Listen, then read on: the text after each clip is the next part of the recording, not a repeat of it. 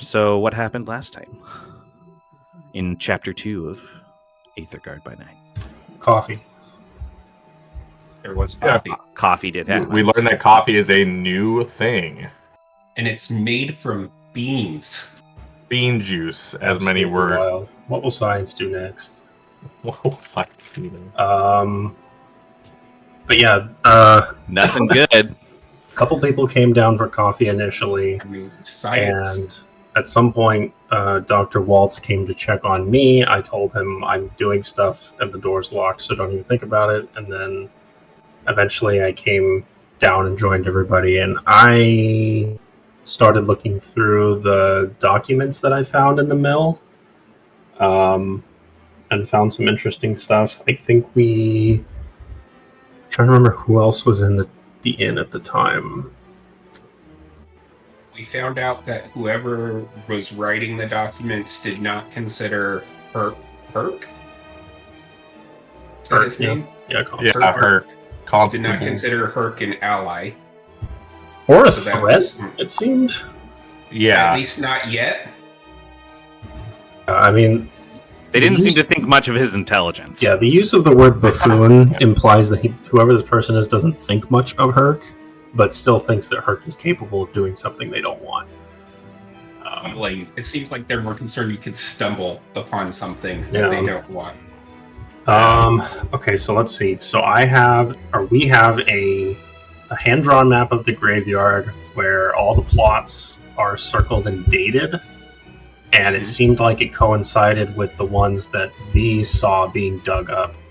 And there's also some dates in the future. There was a sketch of a church surrounded by trees, and there was some semblance of a riddle written on it. And then we also found a note from someone saying to, like, take 2 men with you, go to the old well at night. We just have to move the body somewhere. Just get it out of there before that buffoon Herc accidentally stumbles upon it. And then that buffoon Herc entered the inn and basically paid us a good amount of money for what we'd done and told us that we were not to investigate anymore. there's nothing going on in Lambeth Hollow. Now, please go away. Yeah. And then he directed me to the ranger station for more information because I told him I was just here on my own. I was going to do my own business from here on out, and he told me to go to the ranger station. So I think what we decided to do was we would all go to the center of town first, then go to the market, then kind of split off from there. And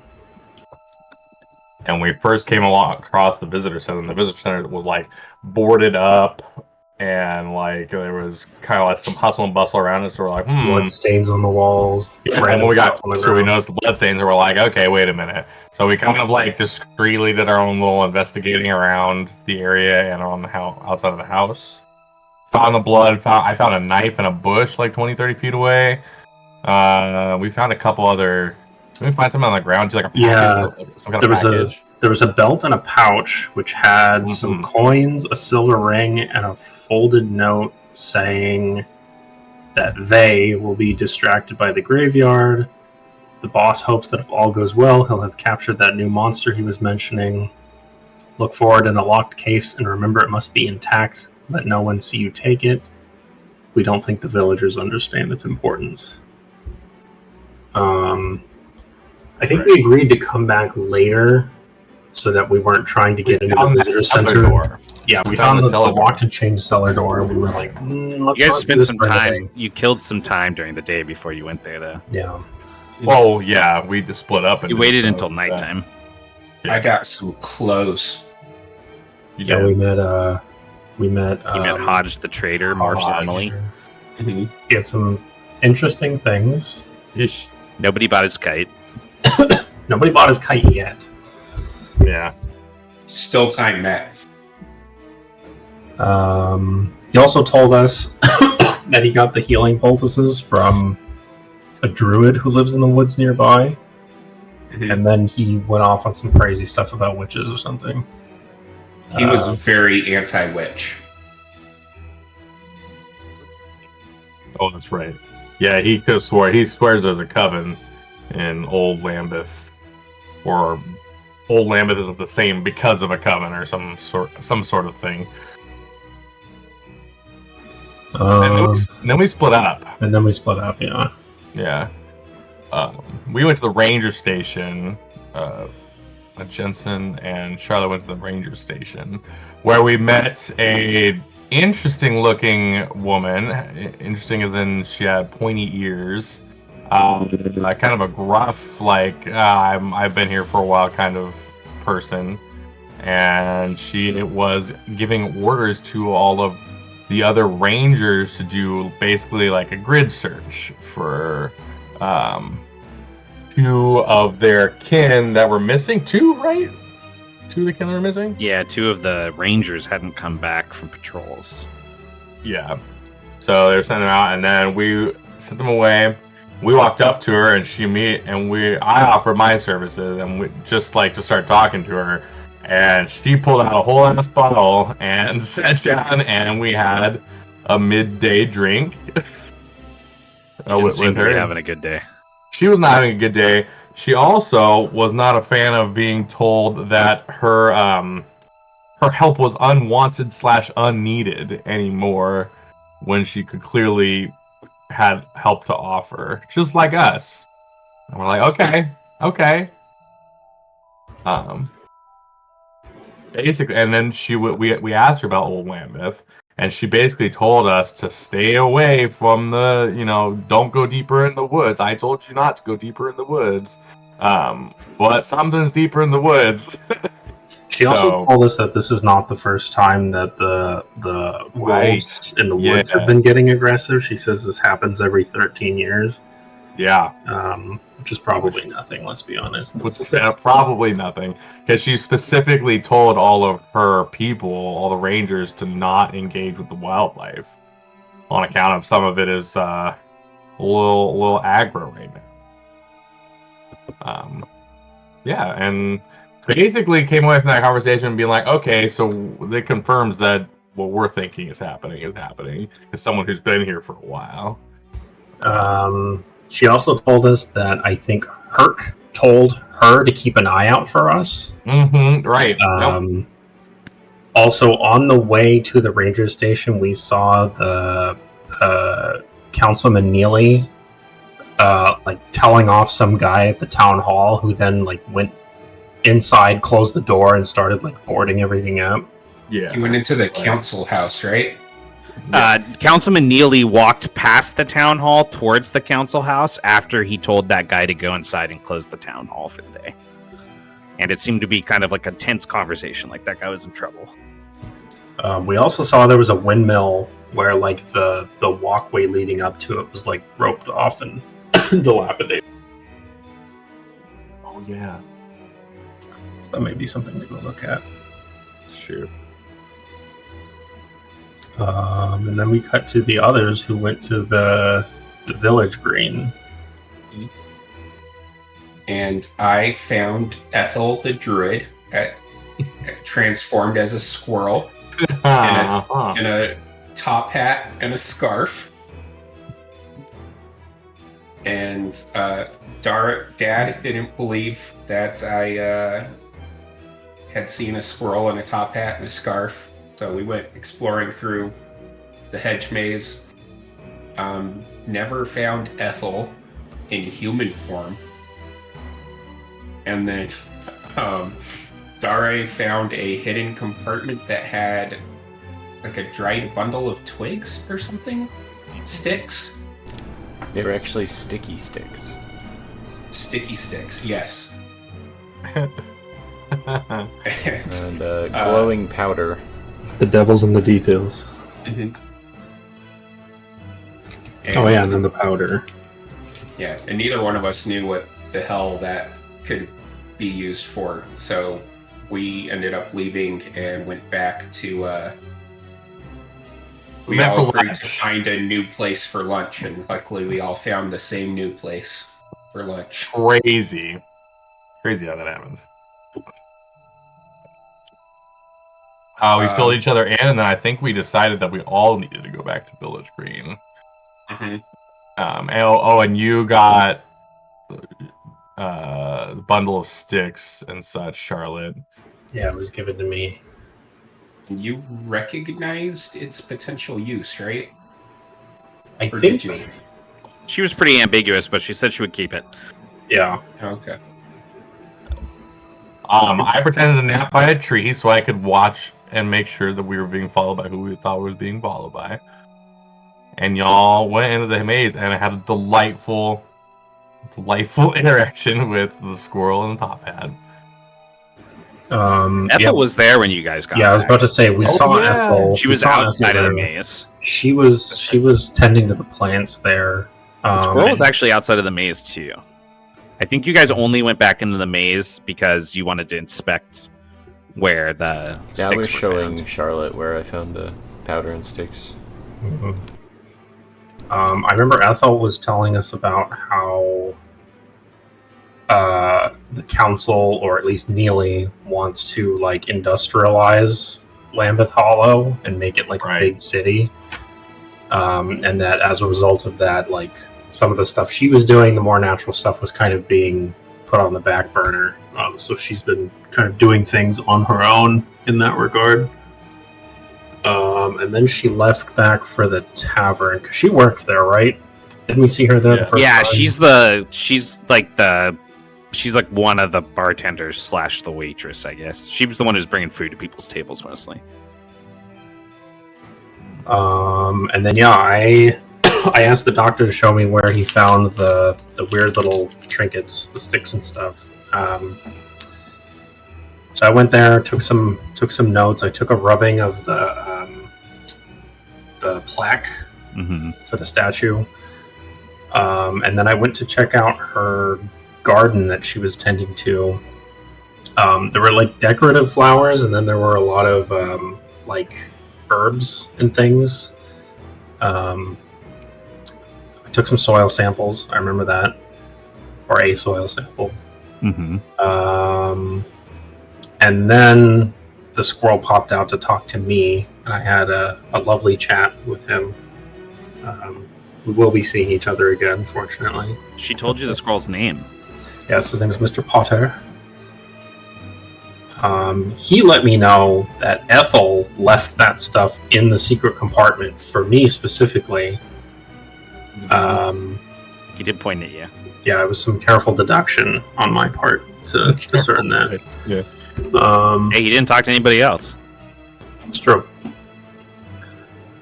And yeah, I told him. He forced the good doctor to question reality for a minute. It's true. It's true. Earlier. He's definitely food motivated, much like the rest of us.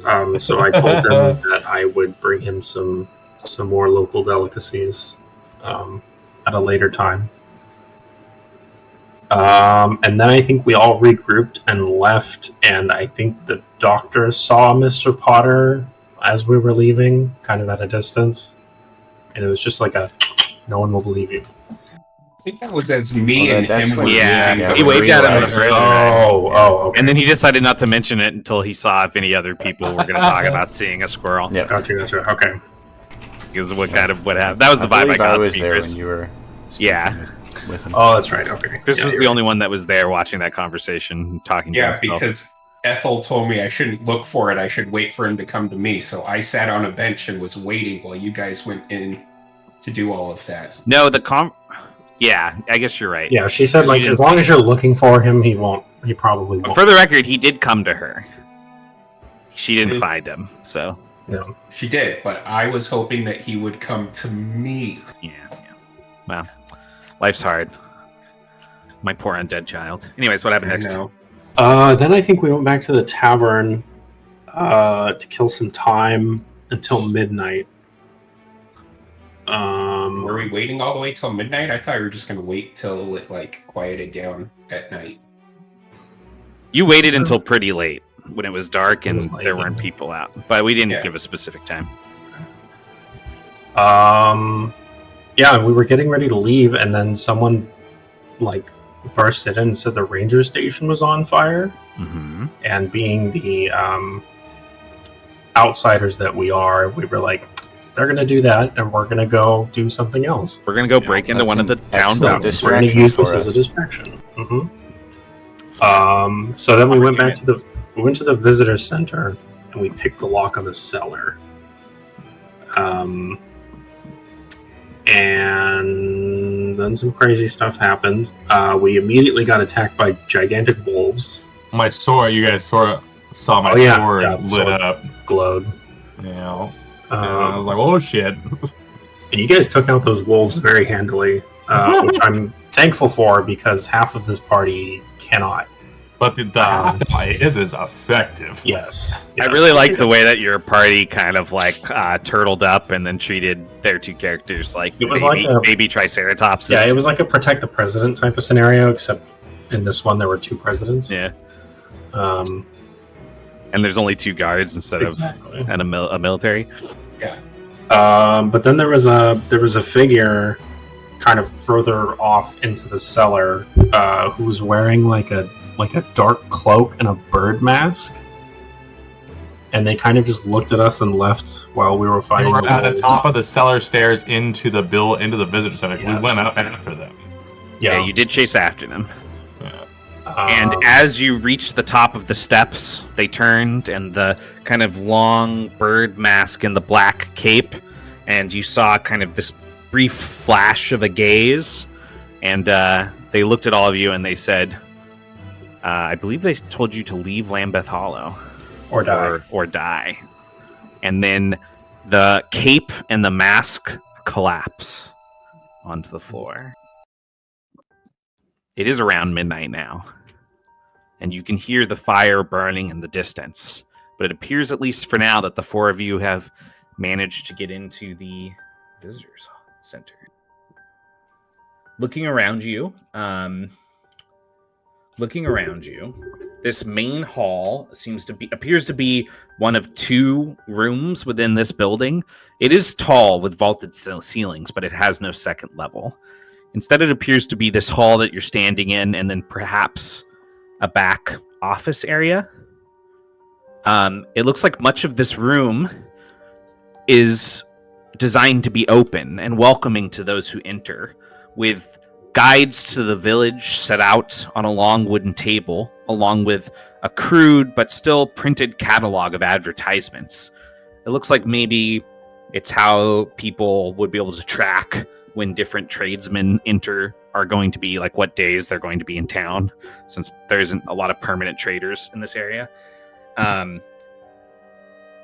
Additionally, you see that along the walls around you, it appears prepped in kind of a museum-like fashion. It would be possible to follow these articles and pictures and sculptures and models that are displayed throughout this hall to learn something of a history of this small village.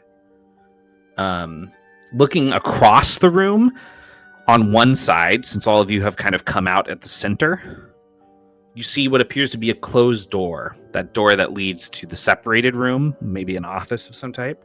And then on the other side, you see a scale model of the run-down windmill that you saw in the distance, and you passed by as the two of you were heading to the ranger station. It's broken, though.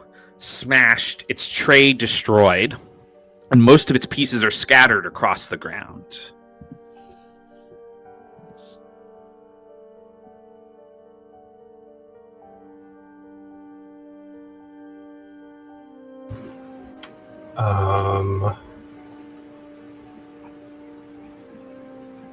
I mean, Charlotte's like immediately looking around at everything in here. Mhm. But I'm gonna look at V and Jensen, and I'm gonna say, the two of you mind scouting out the room and make sure that we're finally alone? I'd like to take a better look at some of the things around here. Most definitely. Slippery fuck got away. I'm gonna go up to the bird mask and the cloak that dropped to the ground, and I'm just gonna kind of squat down and poke at it and lift it up and see. Empty. It's as if the man that was wearing them just simply disappeared. I'm gonna put them on and then attempt to disappear. All right, how do you want to attempt to disappear? I'm just gonna put them on, and I imagine they don't fit very well. Nope, And then I'm just gonna like close my eyes and concentrate real hard about not being there anymore, and just see what happens. Nothing happens. Not the chosen one. I'm gonna go to That didn't work. I'm gonna go to the model of the windmill and Go ahead and make a study roll for me. figure out what I can. I will use the magnifying glass. Jensen, are you going to the door? Yeah, I'm gonna be able to watch V do that and kind of like shake my head, be like, "You're coming up with all kinds of new outfits today, my friend." As I'm like walking towards the door. Yes. When you reach the door, you do find that it is locked. Well, Doctor, you seem pretty slick with them tools. Are there any pockets in this cloak? It's not really a cloak. It's like one of those cheesy magician's capes almost. It's like it for you. It barely reaches past like the bottom point of your shoulder blades, and it's like tight on your neck. But it's basically just a cape. It's not like not really like something that has pockets or anything like that. Okay. No. I was gonna look for a key in it, but guess there goes that idea. Go ahead and make that sleight of hand roll, or the mechanics roll in your case, because you have your toolkit. And then, while you're doing that, looking over the windmill, Charlotte. I got an 11, and the check is easy. Okay. You find that it's close to the 3 smashed windows that had been boarded up near one of the corners of the building.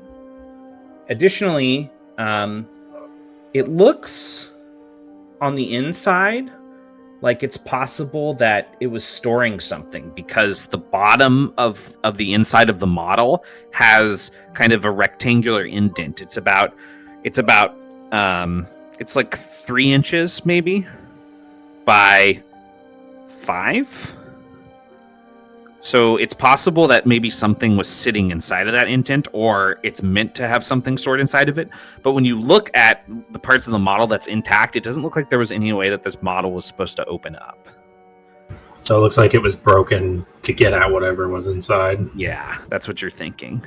Additionally, as you trace the pieces and you kneel down studying the underneath the broken model, you find that there's a large soaked patch in the floor, and the liquid material has dried into kind of like a sickly brown color.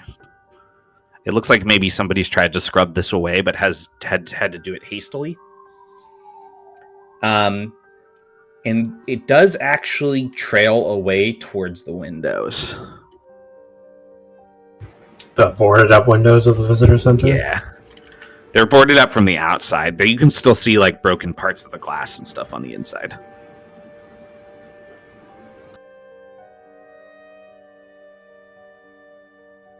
Okay.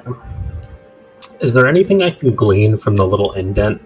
Like, am I able to guesstimate what kind of object, what shape it might have been? It or is looks kind of space? so. You know those things that you can buy, like for your daughter to keep like their children's jewelry in.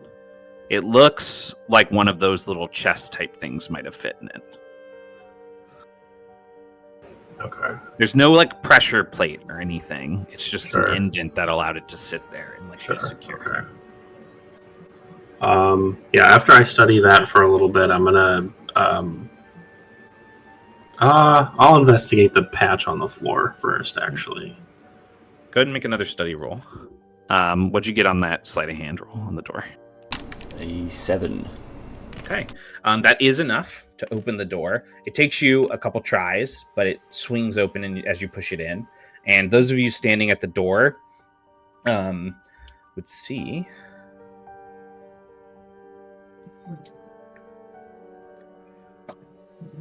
You would see a wooden desk and a simple bookcase along with a fireplace, a side chair with a side table next to it that's of the same carving and style, that has a small dish with some burned out cigarettes, as well as a candlestick and a holder that can be lit, so somebody could like sit there and read if they wanted, basically. Also, all of you would notice that pinned to the surface of the wooden desk is a letter opener that's jammed down into a piece of paper. A piece of bad news, maybe.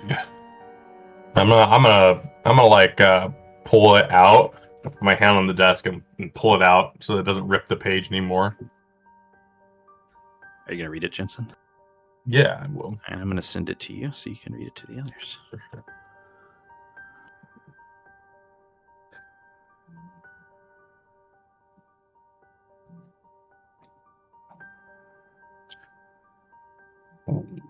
This is addressed to a fellow named Thomas. I did not think I would need to remind you, but since it seems 3 more visitors have arrived without your foresight, I shall explain again. The purpose of your work is to be the eyes and ears that protect us from the dangers of the outside world. Outsiders commonly bring these dangers. We should have known days early that a carriage was heading here along the trade run. In the future, I expect to know these things well ahead of time. As it was, I scooped them out for myself, and do indeed believe we must tighten the scope of our work, clear up loose ends and such. Meet me tonight at the visitor center after the lamp man douses the lights. Come along, and we will discuss what your failure means to our village. Signed, an MHN.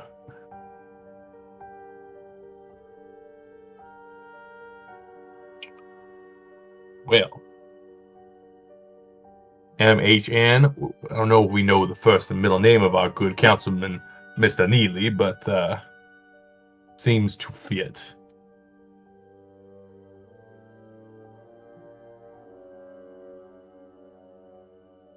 Do we know the name of anybody in the visitor center? Have we been told that by anybody before?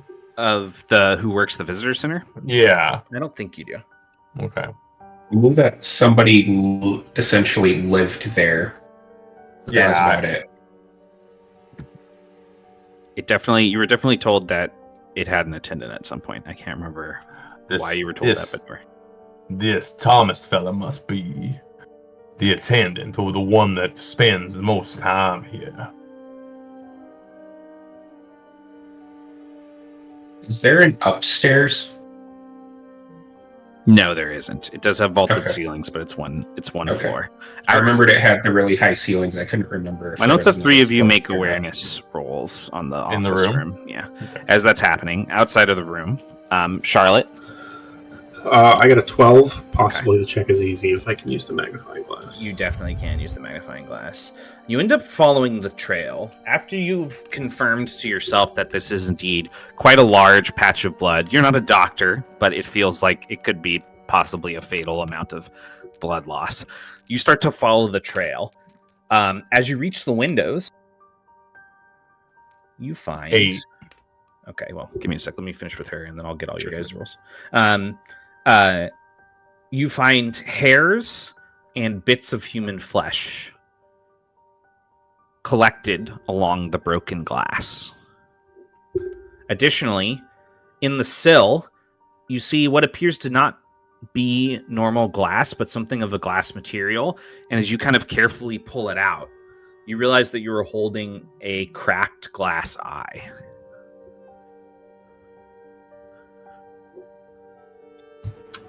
I will pick that up with a handkerchief or something, and I'm gonna see what I can glean from it. They are stained with blood, and the crack is it's about halfway through the orb, so it would be pretty easy to break. As you're kind of studying that though, because you got a 12, you also notice that along the sill, there's a trail, another heavy trail of blood down to the floor, and you see, kind of swept up into the refuse near that corner by that window, you see what looks like hidden in broken wood and glass is some kind of like simple leather necklace or strand. And as you reach in and you pull it up, it has what appears to be 2 brass keys connected to it. They look pretty much identical. Interesting. Yeah, I will definitely pick that up. I'm going to spend a considerable amount of time here. I want to read all the history. Okay, sure. Here. All right. You start to walk around and read through everything. As that's happening, back in the room, what did everyone get on their awareness rolls? 8. 4. 5. All right. In the bookcase, you find just a few books. Notably, you find a book, a collection of what appears to be either historical or fictional works. One is called The Collected Works of Selman Brown. Another one is called Sonnets of the Eastern Crest, translated by Theophilus Hopestill. Another book is called The Man Who Defied the Gods, and it's by an author named Irudi Eldi. There's a book called A Dragon and His Boy by an author named L.S. Weiss. And another book called Back There Again by Bobble Baggins.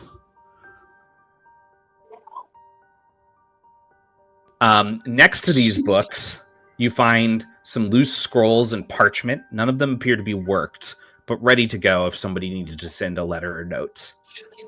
And a small chest that, as you open, good doctor, you find inside a pair of gold cufflinks.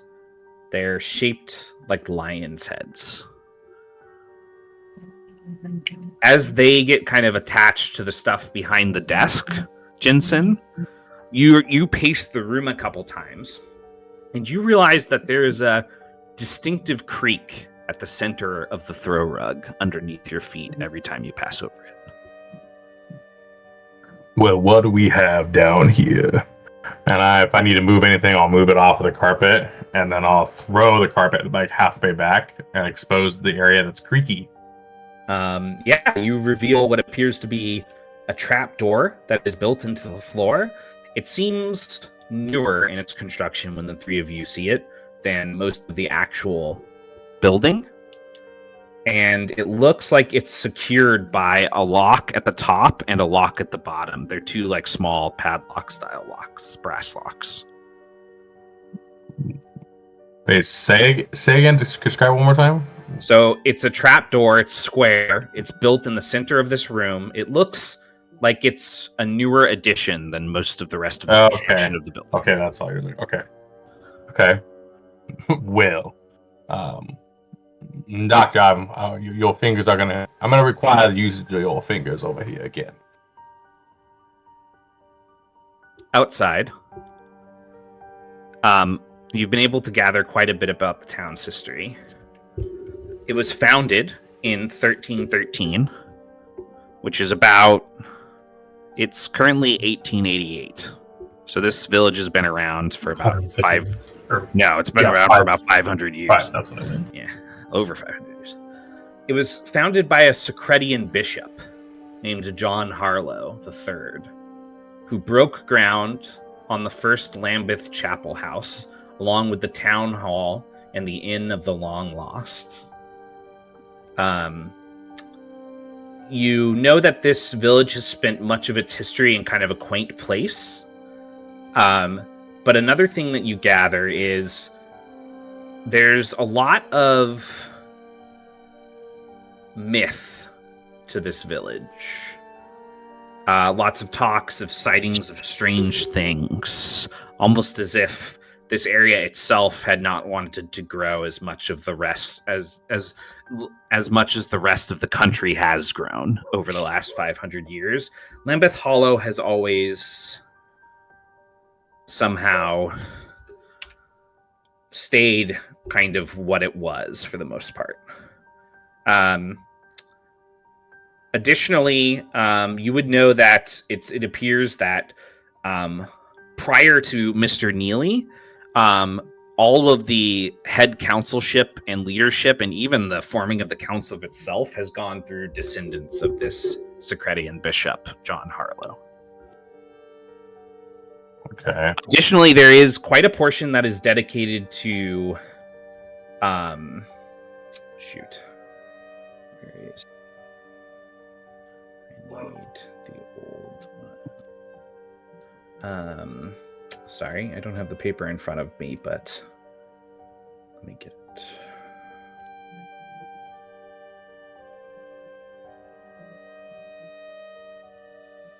There's a section that is pretty heavily dedicated to a story, children's story, it seems, of sorts, but also something of a town myth of Lady Esme of the Whispering Woods, a fae being that came out of the woods and greeted those that first settled here and kind of worked with them to allow them to turn it into the larger farming and producing community that it is.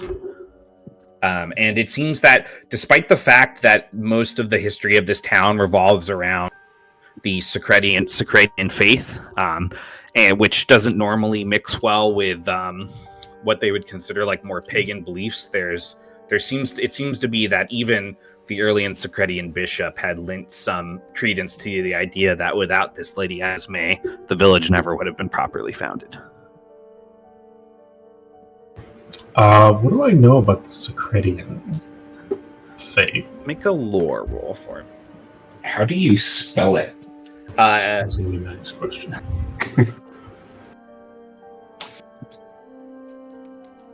I just put it in the chat for you. That was not how I was spelling it at all. Thank you. It's basically Sacredian. I got a 13. Yeah, the Secretian faith is the most popular religious organization basically in all of Albion, and it dominates basically this whole section of the continent of Karth, as does Albion. It is considered the national faith. So, like, it is highly incentivized in economics, culture, social culture in Albion to be somebody who believes in the Secretian faith. If you want in kind of an out of character, an out of character kind of real world equivalent, it's very similar to Catholicism, and it's very intertwined with politics here. It would probably be difficult in the 1300s, you would imagine, to be granted a parcel of land to start a town if the leadership that was in charge was not of the Secretian faith. Has there been any, I mean, I know the common man probably wouldn't know this, but has there been any, like, historical, what am I trying to say? Like, have the Secretians always been, like, very averse to anything, like you said, pagan, or like anything? They don't generally take well to mixing themselves with outside ideals. Okay. Because like everything outside of their faith is ultimately destined for damnation, according to their beliefs. So. Right. Okay. Interesting.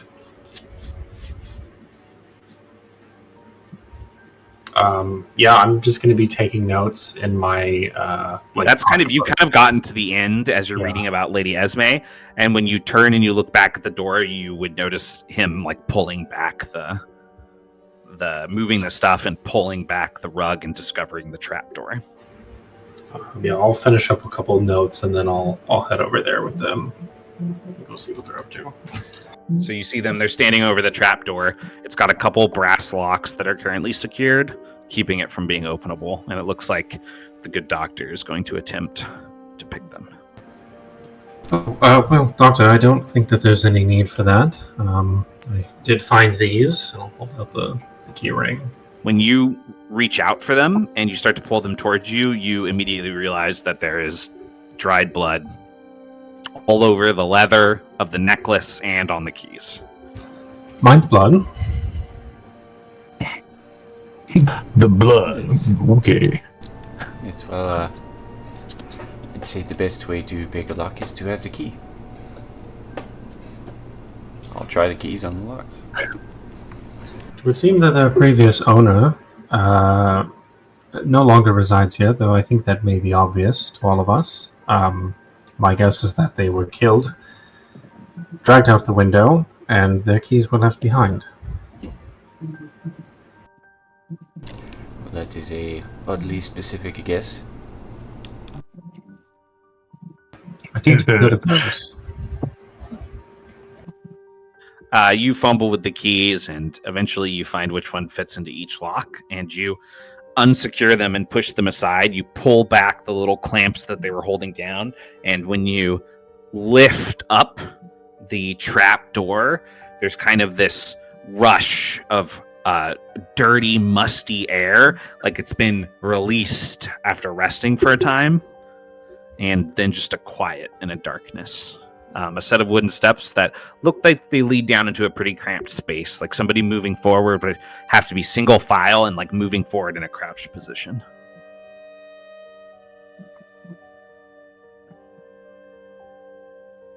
Well, who would like the honors of going first? I'll get down and like practically crawl through this, I'm guessing, if like Yeah. a normal person has to Both you and crouch. both you and Jensen will pretty much have to like almost crawl through this. Yeah, I'll crawl down first. Why not? You start forward. It's pitch black, and you don't see an end to the tunnel. Who has a lantern? I've got an extra one you can use. I'll crawl backwards and get the lantern and light it, and then Forward? start going forward again. Are you guys following after single file? That is a mighty tight space. This would be great if somebody had taken phobia and chosen like 12 faces. yes, claustrophobia. All right, I'll go in last. one by one, all of you start forward. You're crouched or crawling for quite a while. In fact, you've gone a total of about 30 feet and you still haven't reached the end. Still just darkness ahead outside of the light range. What direction, based on like where it was in the visitor center, what direction is this tunnel leading off to? It feels like it's leading somewhere maybe underneath the fountain area. Or just off of the fountain area? Yes. Okay. The fountain malfunctioning. The fountain was malfunctioning. Dead folks clogging the pipes. Yeah. That would do it. I'll just keep going forward. As you move forward more, you continue crawling. Everyone starts to follow you. And then just briefly in the distance, you hear some shifting in the dirt. And then you hear...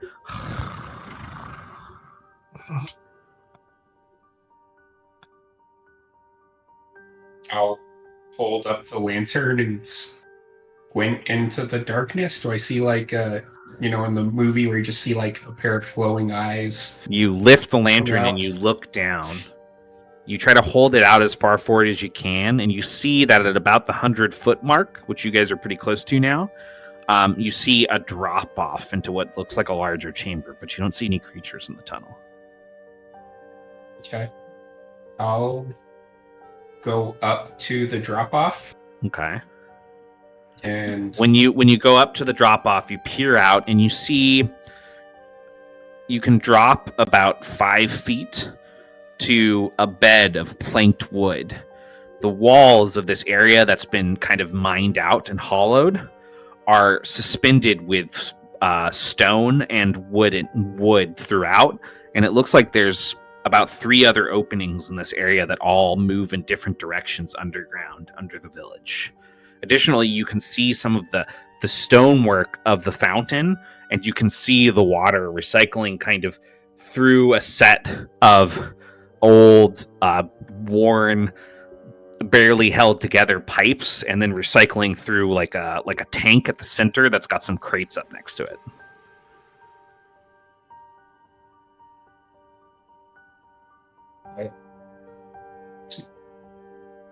So this drop down is essentially like a platform that leads off in a bunch of different directions. Yeah, it's like a junction room in the tunnels.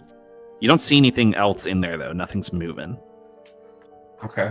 I'll climb down into that. You guys see him? I'll be able to stand now. Yes, you can. You guys see him kind of swing around and then disappear below as he drops off the edge. Must be safe. Or at least I hope so. Well, no time like the present. The doctor slips out the opening, followed by Miss Charlotte, and then Jensen. You manage to get out into a space where everyone can kind of stand up and stretch out. It is still musty, and as all of you drop down into the section, there's another smell that meets your noses as well. A kind of lingering rot.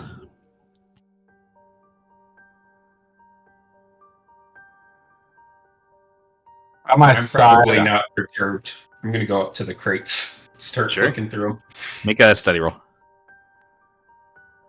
As I stand up straight and like finish stretching, I'm like smell the air a little bit, and then like I'll just kind of like nudge my blade out a little bit from the side and like look down, like side eye look down at it.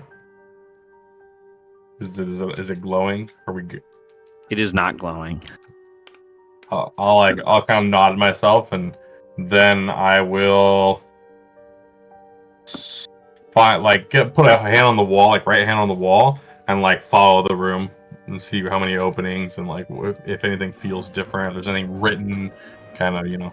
I'm gonna go with V, but I'm gonna investigate the tank itself. Okay. V, as you start pulling open the sealed crate tops, you would find more bits of rusted pipe and other implements that looked like they were taken apart when... What did you get on your roll? Charlotte?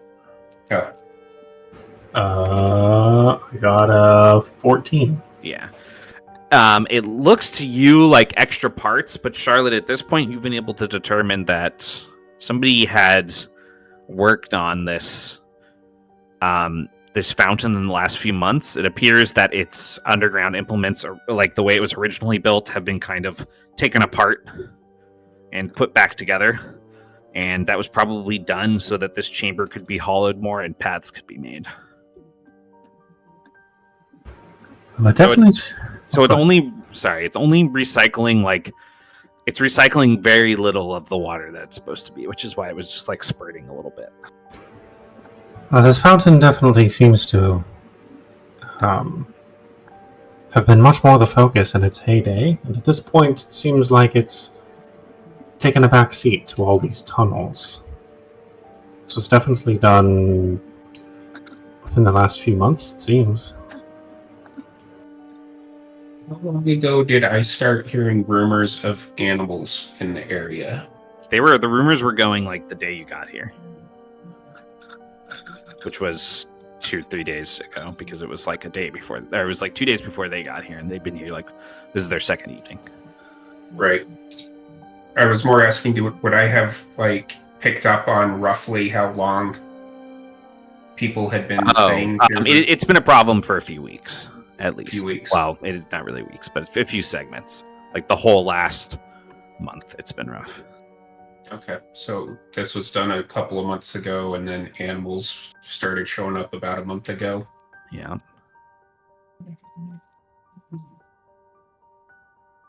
Well, that's a little bit before the animals. Okay. Oh, speaking of, I heard an animal down here, but I don't see it. Wonderful. Well, It's great news to have. I'm not sensing anything through my various ways as down here like I did in the cellar. It growled at me like, "Brr." That sounds a lot like a lot of things. Yeah, so just keep your eye out. Look around for tracks. Sure. Make a study roll. Or an awareness roll, actually.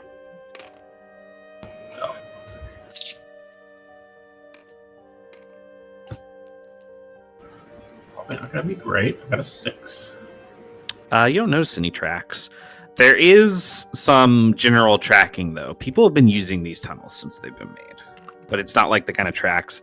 Like, it just seems like people have been walking these paths. Blueprints. Exactly. Well, I don't see any animal tracks down here, but there's certainly human tracks. These tunnels have been getting some use. This operation must not have been going on for too long.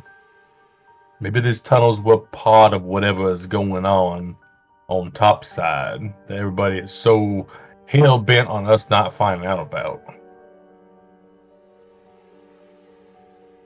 It is quite interesting to me that we've been able to find out as much as we have in such a small amount of time. And given certain clues that we've come across, it seems almost too convenient. Call me a skeptic, but I have half a mind to think that someone may be leading us breadcrumbs. It's almost as if they want us to find certain things. But the question is who and why. Or perhaps that's not true at all, and we really are great detectives. As much as I'd love to give myself and ourselves the credit, it seems we are making steady progress. Like, we find out something new, we deduce what it means, and then all of a sudden, boom, there's another piece. All the notes that we found, the maps, the keys that were just swept into a pile of debris in the side of the room. It all seems to be too easy. I don't like things being easy. Or we could just believe that like her, whole thing is being run by some buffoons of themselves. There's always a possibility. You definitely rely on people to be unreliable. I guess what I'm getting at is that we should not be, taking things too out of context and overthinking, cheating ourselves of the right answer, even if it's the easiest answer. Yes, I think regardless of what we do, we should still be on our guard because someone or something does not want us here, and it does not want to be found.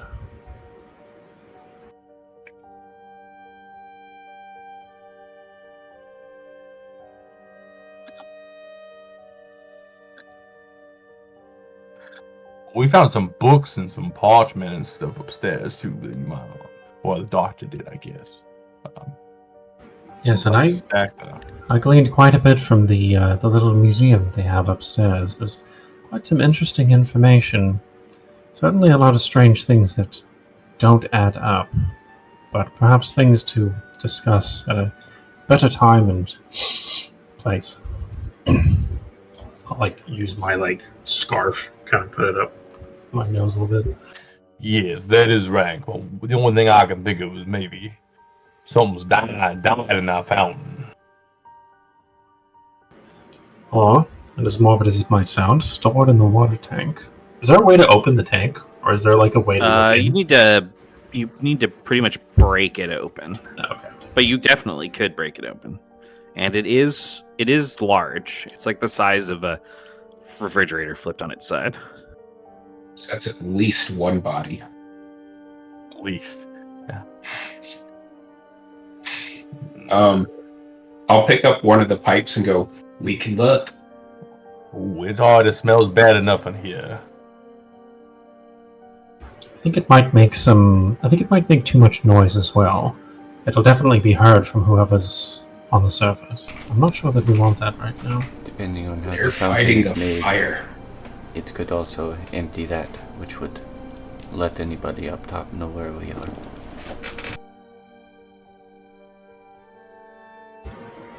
No, not to mention the water that might still be in the tank. I don't know about all of you, but I like my boots. You might be able to use your toolkit to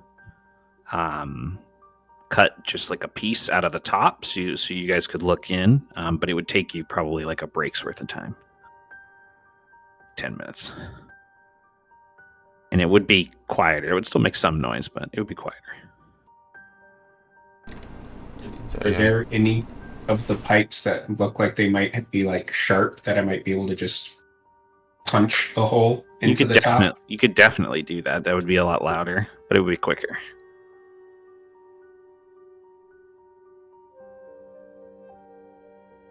I can make a quick hole. Just look.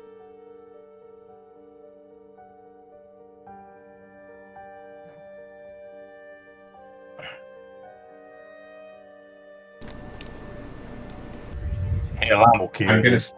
I'm gonna, yeah, here, nobody protests. I'm just gonna go start going over to this water tank and Make an athletics roll. athletics. One of my only good skills.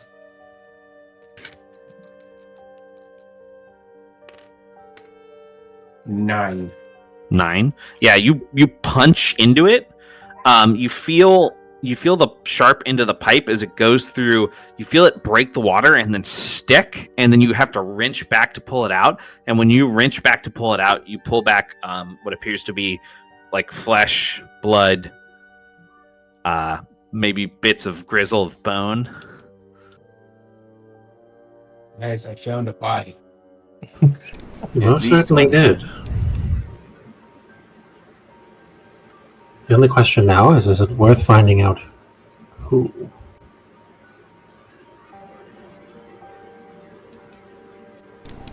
And if it is submerged in water, it will be quite difficult to identify. It would be difficult to identify. It's possible if you had a look at it because of your calling, you would be able to determine whether or not the person actually died from drowning, as well as how long they've been there. Gender as well, probably, and age. I think any amount of information we can glean about this body might be helpful. It will take a little bit. Have there been any people talking about people who have gone missing? There was the two rangers. Yeah. Well, there were also signs.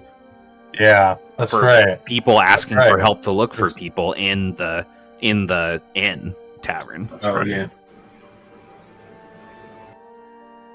So there's definitely quite a few people who have gone missing in the area lately. This will be if you can open up a hole big enough to get the body out. I can take a look. You want to start dissecting the top of this thing, V? Yeah, sure. It takes you a few minutes, but you manage to pull back.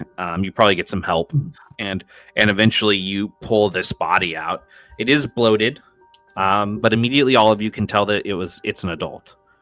Additionally, along the bloated skin on the stomach, there's a circle cut into the flesh, and it has a symbol on it. It's kind of like an upside down Y that has several other spikes sticking off of the longest line. So somebody carved almost like a peace sign, but instead of the center line, it's just got random cuts off of the base. I'll try to draw it for you guys at some point. Okay. And they set it into the flesh. Can I make a check to see if I recognize it? Yeah, can I You also make lore do that? rolls?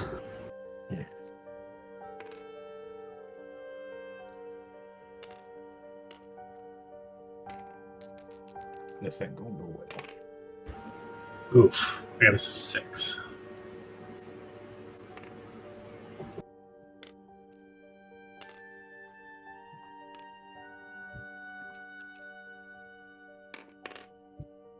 6 as well. Charlotte, you don't know where, but you've definitely seen this symbol before. Does it? Maybe I can't glean this, but does it look like? Does it look like a symbol that would enact magic, or does it look like, or does it just look like a marker of some kind? You're not sure about that, but it's Okay. definitely ritualistic. Okay. It has some kind of purpose beyond just being there. As I see that, I'm gonna push my scarf back into my mouth, and I'll do a quick drawing of it in my pocketbook. Something tells me this is not going to be the first time we see this. But I'm not sure exactly what it is. It's certainly ritualistic. Go ahead and make a study roll for me on the body. Good doctor. I'll use words of encouragement on A that. study roll?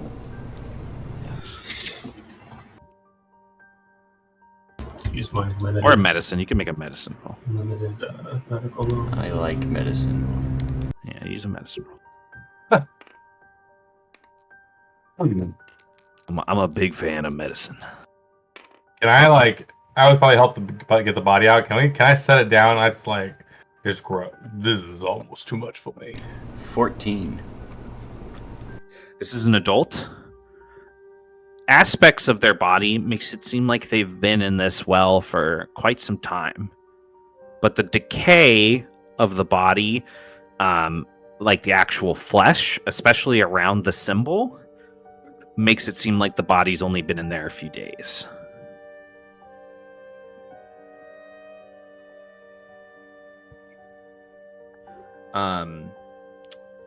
Additionally, the lungs are not full of water.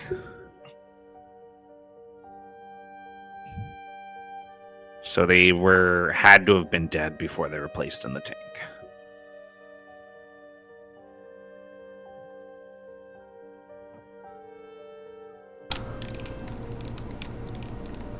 Well, it looks like they were dropped here after being presumably killed somewhere else. As you say that and you're turning them over, you find several cuts and other wound marks in their back that, despite the bloating, you would probably attribute to some kind of animal attack. Oh. My best guess would say animal attack of some kind. Really?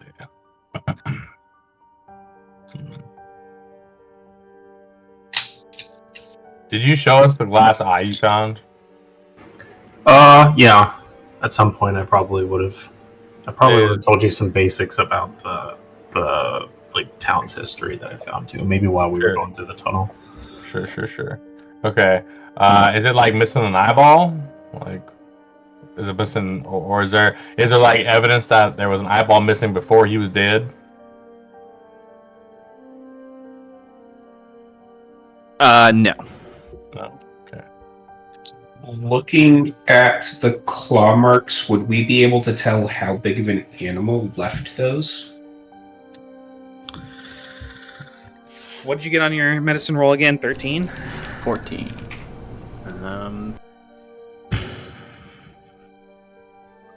You would imagine it was probably something around the size of a dog or a wolf. Okay, not the bigger than a wolf, but smaller than a bear thing. It's hard to tell because of the bloating how big it was. It definitely wasn't a bear because it would have just taken like the sinew and the muscle off to you. Mm-hmm. Okay. Does it look to you, Doctor, like there could have been some kind of infection or anything? Like, were they hurt? Were they injured before? Or did the creatures impart on them some kind of disease or anything?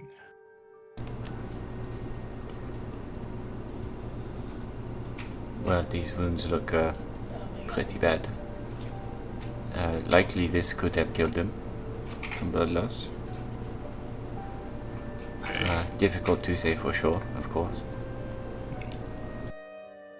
But the bloating that happened in the water is hiding a lot of evidence. Yeah, okay. Alright.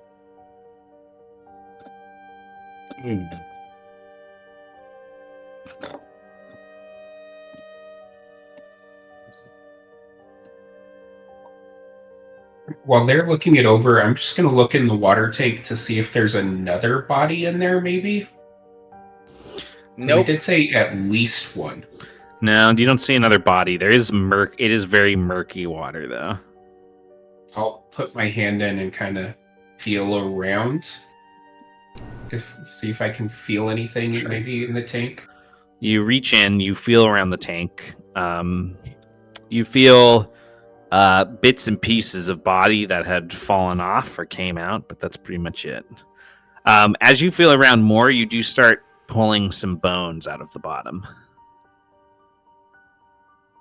I'll look at the guy. Does it look like he has any areas that could be missing bones? He's missing some fingers and stuff, but these bones are larger than that. Okay, I'll pull out all of the bones I can find. Sure. And put them into a pile for the doctor to look at after he's done inspecting the bloated body. Is the corpse clothed? No, it's naked. Okay. Thank you, V. No, I'm What not. a depressing puzzle you have given me. It only takes you it takes you like a couple minutes, and you're pretty sure that this is enough bones to be like an entirely different person. Well, at least 2 corpses in there. Though this one quite decomposed. Obviously. I certainly hope no one was drinking the fountain water. Be bad. It would be very bad for, well, maybe not you, but a healthy person to drink from that water would be quite terrible for their health. I'm gonna turn the head a little bit with my cane. Does it look like there's lobotomy stitching?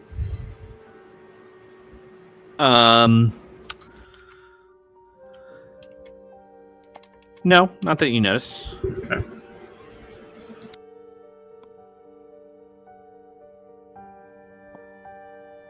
Well, to clarify something for you, Charlotte, a lobotomy goes through the ocular cavity. You do not actually open up the skull.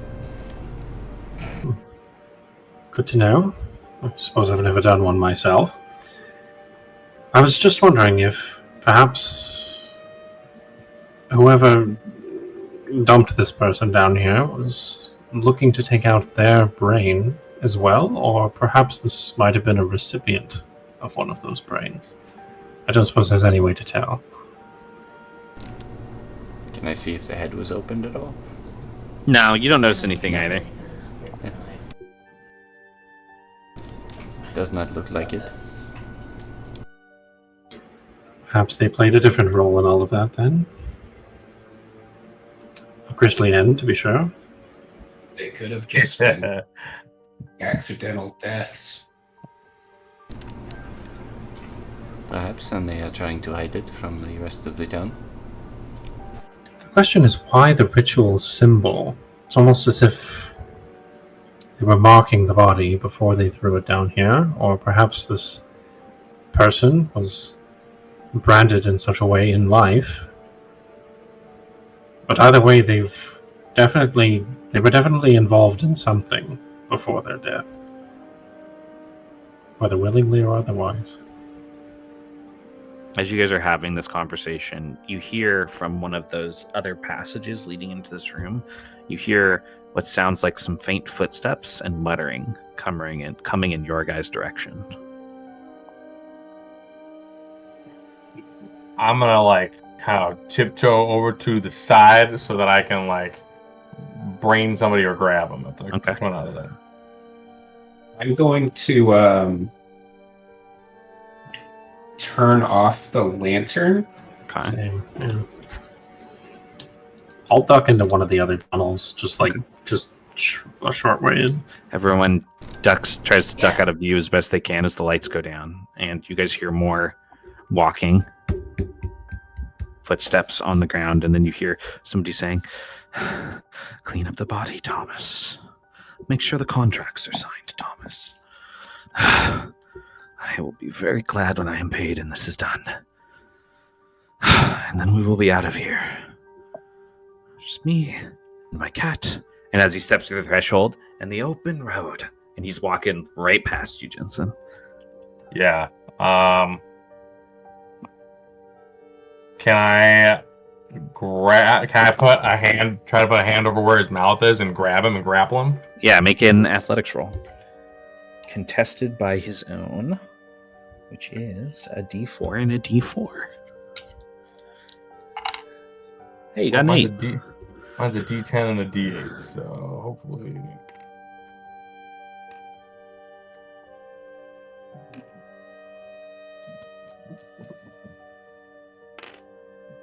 $14. You grab him. He's struggling against you. Quiet now. He goes a little quiet. We're not gonna hurt you. He was carrying the light, right? Yeah, he was. He dropped a torch on the ground, basically. Can I step out from the shadows, pulling down my mask and taking off my hood so that he can see very clearly that I am dead? His eyes go wide. His eyes go wide. Maybe it's time the bodies took care of you for once, Thomas. Make an intimidation roll.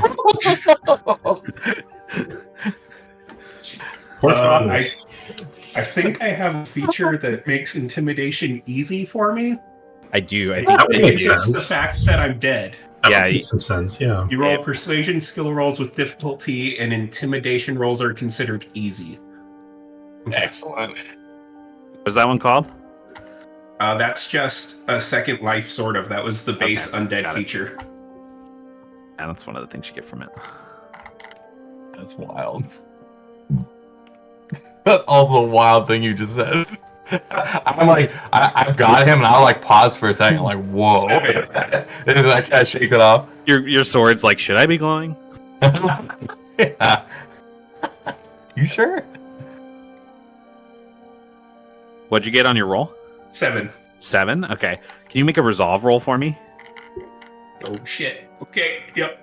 Willpower, I apologize. A willpower roll for me. As he begins to scream through the hand in terror. Is willpower control? Oh no, there's willpower. Okay. It's resolve plus. Yeah, Plus that's the that. willpower. Yeah. Rank. Okay.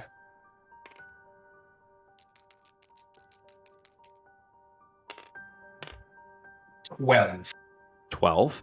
As you say that, and you see the fear light up in his eyes, the rest of you see him start to. You see V start to lean forward more, almost growling through his teeth, and then he kind of like. V, there's this moment, just like this split second, like a few seconds, where your mind goes blank, and then you're just kind of like there again, and you're kind of like shaking off, like a fuzz in your brain. I'll just kind of shake it off real quick and go, why don't you tell us what we need to know? Who are you working for? Are you gonna not yell and scream and make a lot of ruckus? He goes quiet on the other side of your hand. I'll keep him grappled, but I'll pull my other hand away from the mouth. All of you have a rotter that can talk. I've never seen it from the brainless before. Words. Very strange. Can he see everybody else in the room? He's looking at you, and he knows that he's there. I don't think the other Yeah. two have revealed themselves yet. I was more trying to like scare him into thinking that these were the bodies he was dumping down here. Like you were? Yeah, they had kind of risen and were gonna try and take. Doesn't revenge seem on to him. think that. Okay. Okay. Is Rodder just something he says, or is that like a term for something specific? Like that? As far as you know, that's just something he said. Okay. You would call based upon your line of work, you would call him a zombie. Yeah. Or just an undead. Yeah, or Creature undead, of undeath. Yeah. But he referred to something. Zombie he referred tends to brainless. denote like brainless, like the kind that you're used to, not like him. So you probably wouldn't call him a zombie, actually. Oh, he definitely does have more brains than more. Who are you working for, Thomas?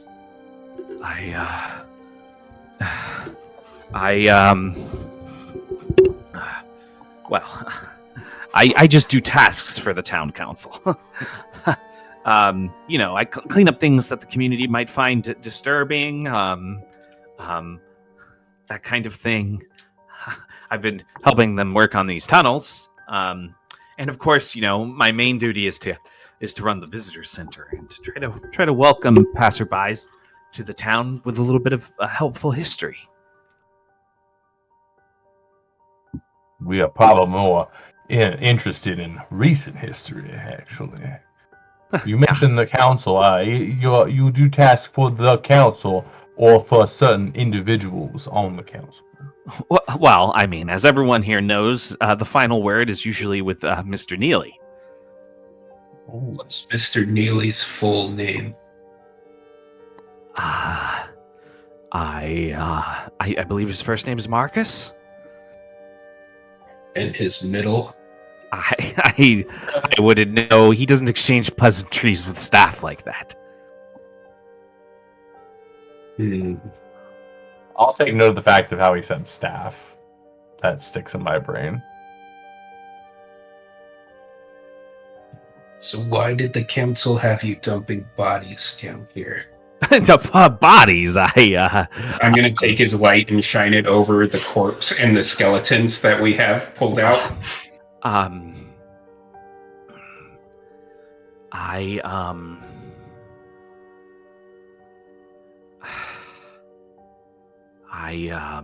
Where did you find that? I'm just gonna grab his head and turn it towards the water tank. Well, they did have me replace some of the piping. There was an issue, but I'm no engineer. I can't possibly make a fountain, of course. Grab They just him had under me... the chin and force his head to look at me and get right in his face. I can tell when you're lying, Thomas. All right. Yes. Mr. Neely asked me to place the body inside of there. I did nothing else other than place the body. Of course. It was they were already stripped. I didn't ask questions. I rather like my position, in the sense that it has afforded me a nice enough home, and I'm really not the type that would be told the inner workings of an operation. Perhaps you should take it up with Mr. Neely? Who were they? I'll say before you can say talking thing, I'll say the purpose of your work is to be the eyes and ears that protect us from the dangers of the outside world. Outsiders commonly bring these dangers. He freezes up. You're the outsiders that arrived on the carriage. No. I'm gonna shake my head because I did not. Well, we did find a certain note. Yes, you are. I'd recognize you otherwise. This man's name was Victor Granger. He and his grandfather, Ben Granger, their family have resided in Lambeth Hollow since the 1300s. A founding family of sorts.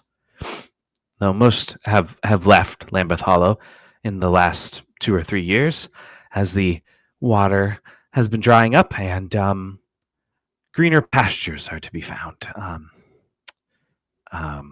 After you clear up our loose ends and such, Am I right? Well, yes. You see, land rights can be quite difficult to get back once they have been retained by a family or ward, and um, with all the problems we've been having around here, they've been coming to Mr. Neely quite cheaply. I would imagine all of this has something to do with that. Again, something you should consider taking up with him, as I am but a humble servant in this operation, and not a murderer. So you're saying Mr. Neely's been killing off people to buy their land cheap? Well, yes, it would. It would it would greatly increase his at least stake in the town as it grows in the future. Though, if you ask me, there's something of a curse over this place, so most likely his plans will be thwarted, like others who have tried to grow the village. You keep saying his, like you aren't an accomplice in all of this. Who do you think is going to go down first? The one in charge of the Hollow, or the servant? I don't mean to be brash, but It's found by the bodies. I believe in this situation, it would be easy to plant all of this on me and my doings, but unfortunately, you see, some of us do not have quite as much choice as others, seeing as our livelihoods and homes are here.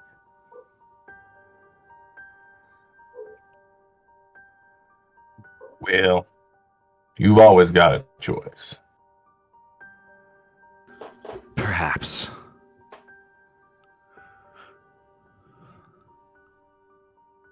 Now, what to do with you? I don't think a third one will fit in there. It was just not enough room. I mean, we already took out the other two. We know there's room for one. I don't think it would be necessary to drown a man. Would it?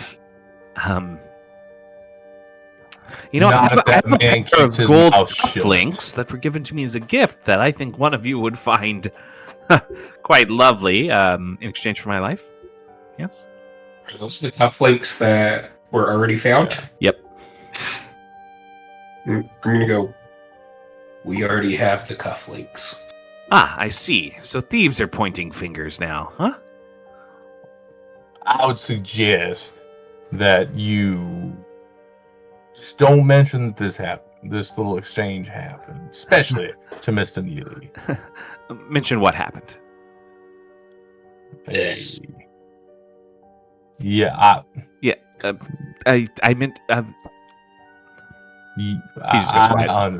Yeah. I would. Oh, we should probably knock him out or something, so we can get away from this. Can I try to catch V's or Jensen's eye without catching the attention of Thomas? Sure, make a stealth roll. Oh boy. Thomas has difficulty, and yours is easy because it's so dark.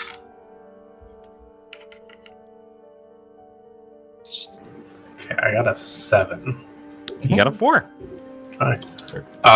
If I catch the eyes of one of them, I'm gonna point to the symbol that I drew on my notebook and just be like, Which one of our eyes did he catch? Did she catch? It's up to you. Who did you want to signal to? I guess probably Jensen. Okay. It's probably Smear. Oh.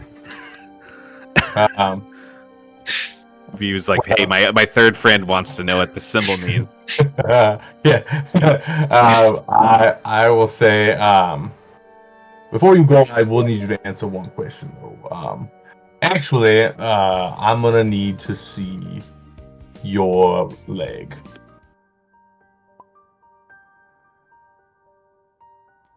My what? Your leg. The symbol was on their stomach. Oh. You probably just pull back his clothes and check for yourself.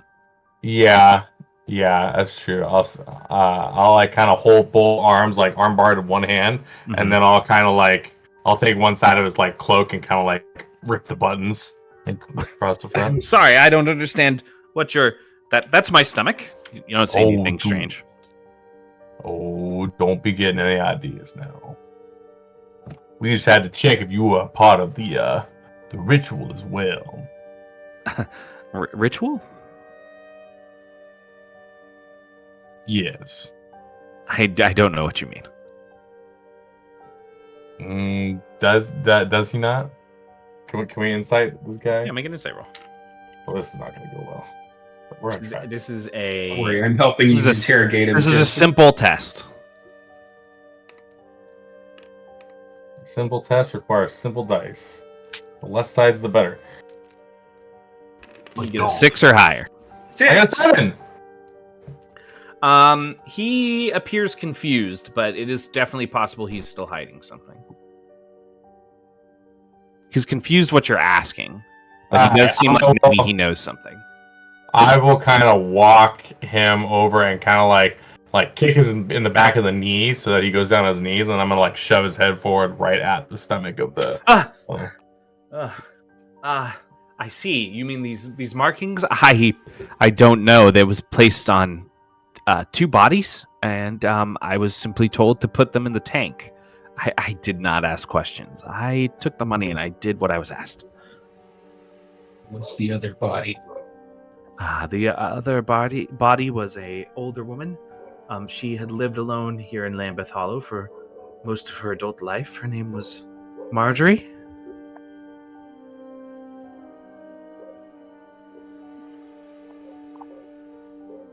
Just a simple townsfolk. I'm assuming that's the bones that we found. It's the vibe you're getting. Yeah, okay. How long ago did you put them in the tank? She went in about a week before this one. I was told it should take about a week for a body to, and then there would be room for another. I thought I would possibly be supplied with another once this one had wasted away, but James is yelling at his dog in the yard right now. It's really funny. How long ago did you place the other body?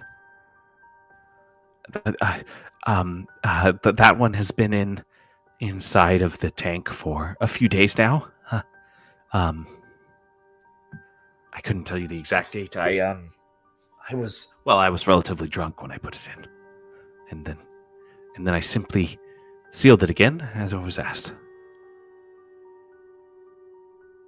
What did they do to the tank to make them take care of these bodies so quickly?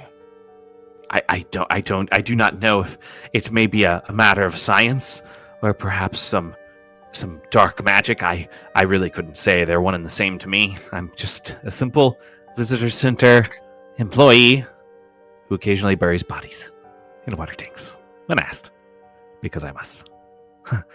No judgment, please. Do you do other things that you're asked to do? Occasionally, I'm asked to use contacts along the trade run to attempt to know a thing or two about those that are traveling in our direction, especially if they are abnormal visitors. Though sometimes some escape my foresight. Yes, you do seem to be lacking lately, as Mr. Neely pointed out. No, yes, that's just what I need. More of this criticism. Do you know the schedule for bodies being buried in the area? No, that's something that Mr. Forsyth at the graveyard handles.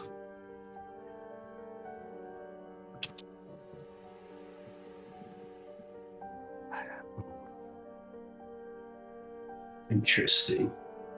How many other people are involved in this? I only know of the tasks I perform, though I can tell you that Marcus is a man who is used to getting what he wants. I think it's time we stopped that. By all means, go ahead. Just do it without killing me. I don't have any reason to kill you right now. That's Unless you open your comforting. mouth. I don't need any reason to kill you right now. That's less comforting. Hmm. Well, think about the less comforting one after I let your ass go.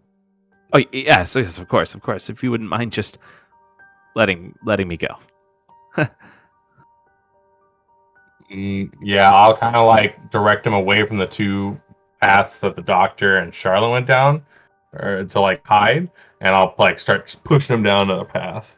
I mean, the only place you would have to push him to, other than those, is the crawl space or the way he came. So, I'll push him into the crawl space, I guess. I do. He gets folded into the crawl space, and then you see him flip around and just start to crawl away.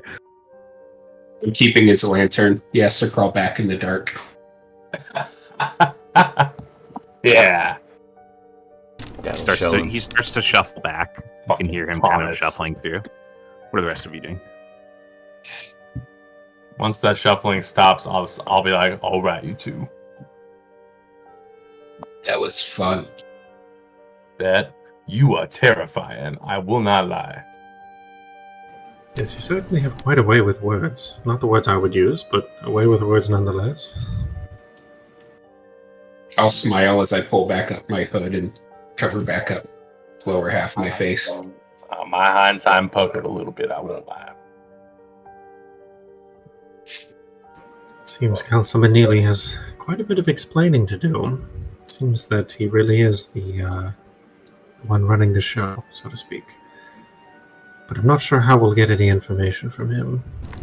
I think we will need His to house is find connected evidence. to this. It seems to me that these tunnels go to quite a few different places in the town. After all, I imagine they would have had Mr. Thomas there, going to all sorts of places. Which way do you think the council house is? And I'm just going to start pointing to the other 3 tunnels that we don't know what's at the end of them. Could be worth seeing which way Thomas came from. Perhaps he I came. agree. That mumbling definitely sounded like he was a little bit disgruntled after perhaps a recent conversation with the councilman. I agree. Whoever he made him disgruntled is worth talking to, councilman or not. Agreed.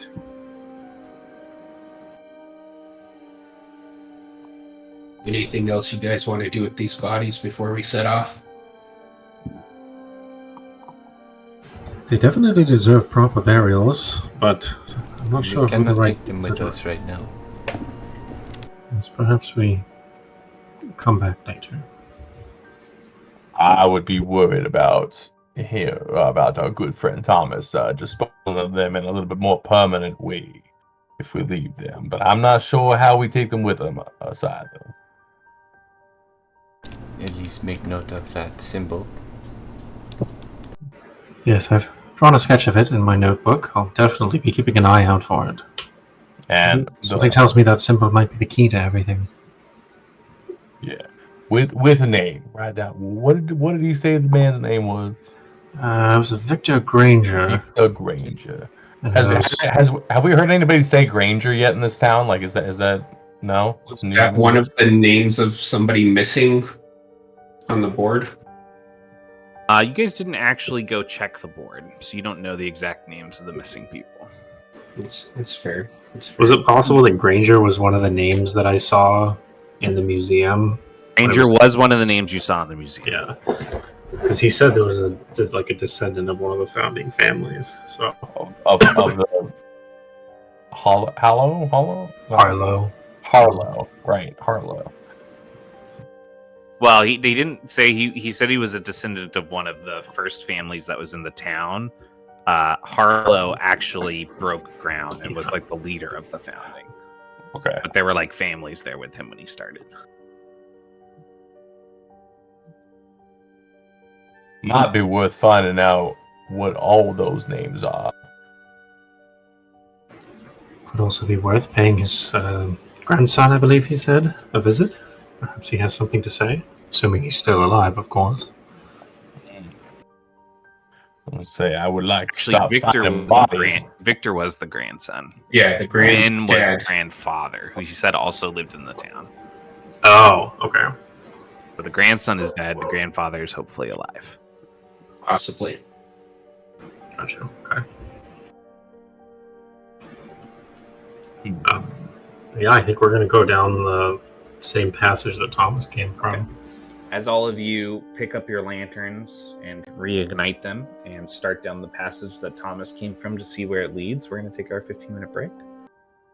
As you guys continue down this path, it's longer than the crawl space that led you to the junction room in the caverns, in the tunnels. It's not really a cavern. You progress a few hundred feet, and the sides begin to tighten, forcing you back into a single file line again, though the roof never gets so low as the previous tunnel. Eventually, you guys find a wooden ladder leading up to a trap door, and then a tunnel continuing past it.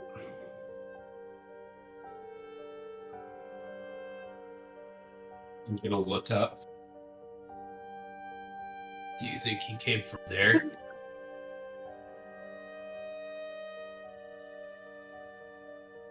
No real way to know, I guess. I mean, you two could go up there, and me and Dad could keep going and see what else is down there. I suppose we could always poke our head out real quick and just see what's there. Split the party. I'll start climbing up the ladder. My goal is to just open it like a little tiny bit and just peek out and see what we're looking at. You press on the bottom of it, and it feels like it's secured from the top side. There's no visible lock on the side at all or anything? Make a study roll.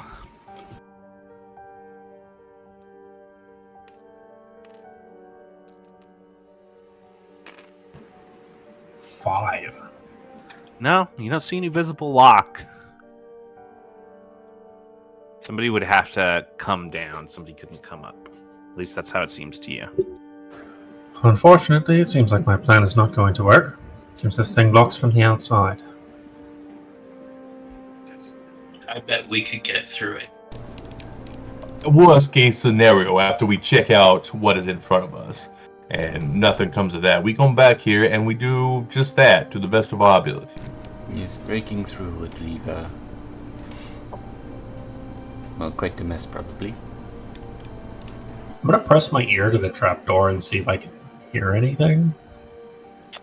Make an awareness roll. It is difficult. It started out... Wait, it's with difficulty. It started out as an intermediate roll. Got a 10.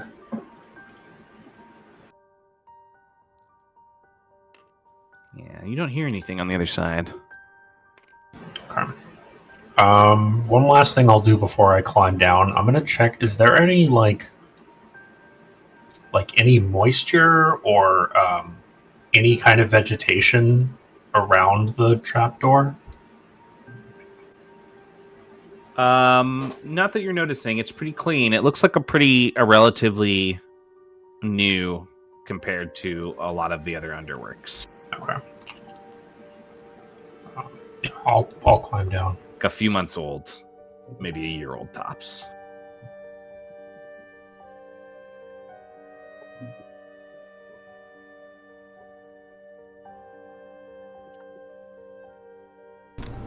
Let us proceed down this path.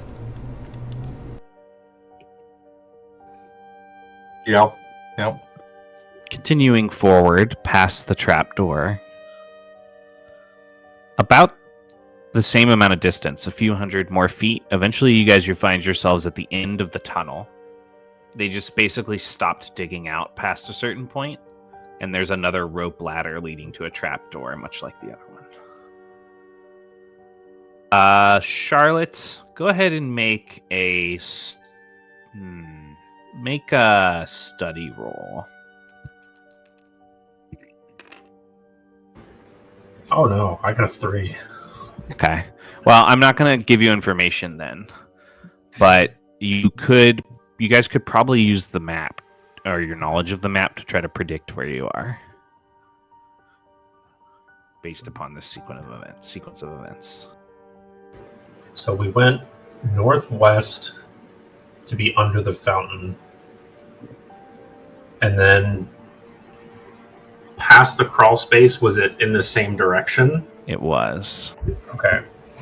I'm guessing we're under the council house then, just based off of the fact that the first trapdoor was probably the town hall.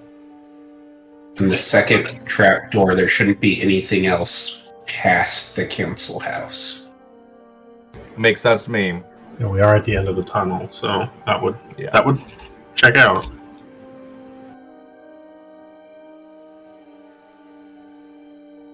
And it's not on fire above us, so that eliminates the other possibility in this general direction of the ranger station. Well, I mean, if there's like a backdraft situation, you wouldn't know if it's on fire enough, not until you touched the trapdoor to see if it felt hot. Didn't you say it was wood? Yes, but actually, that's how backdrafts work. They don't like when fire is locked in a space and then it chokes out all the air. It doesn't. It reignites and explodes when you open the door. So like That's fair. A Yeah. fighter will actually like check a wooden door for its heat because it'll temporarily burn back like an apartment door if an apartment complex is on fire. So it is technically possible that there's a fire going on and it's not burning through the door, or there's the potential for a fire if you open it. But based upon the direction you're going, it couldn't be the ranger station unless all of you got like really turned around while you were in the tunnels. Yeah. So, And this tunnel didn't curve at all, right? It was just a straight shot. there is always the chance of like you guys not realizing because it was doing it so gradually, but it seemed like a pretty straight shot to you. Okay. Yeah, that's why I pointed out the ranger station as an option, because it could have potentially been kind of winding. There was a tunnel that went that way, and then one of the other tunnels went kind of towards the windmill area. And if there was more past it, possibly the ranger station or the graveyard. And the other one went kind of in the opposite direction towards where the inn was. That makes sense. I'm going to climb up this ladder, and I'm going to kind of do my same scrutiny that I did of the previous one. I'm Study roll. Good for water and whatnot.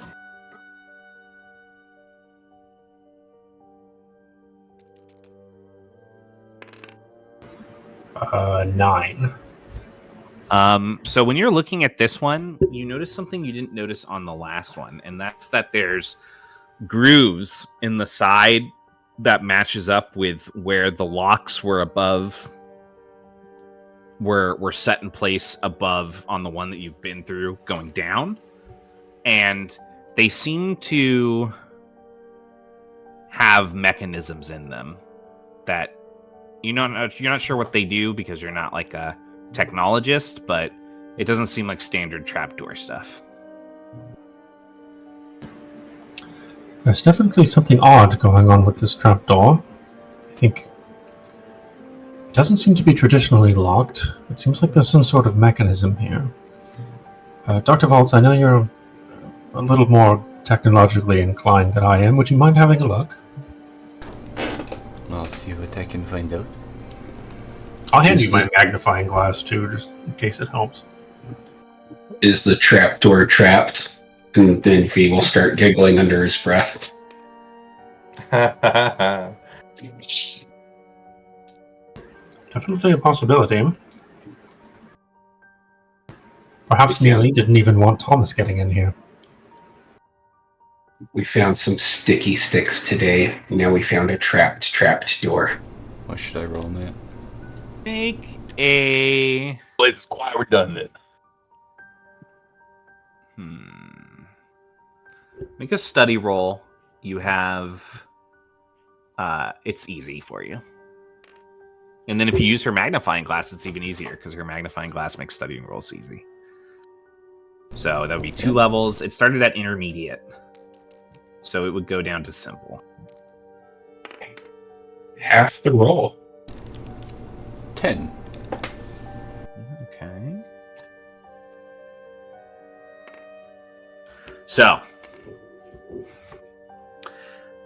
there is a strange mechanism. It looks like it's connected to a metal rod that runs through the door, and then the rod presses up into the locks above. It might be a hidden way for somebody who's traveling the tunnels to get into a locked door. You would have to use your toolkit to trip it, though.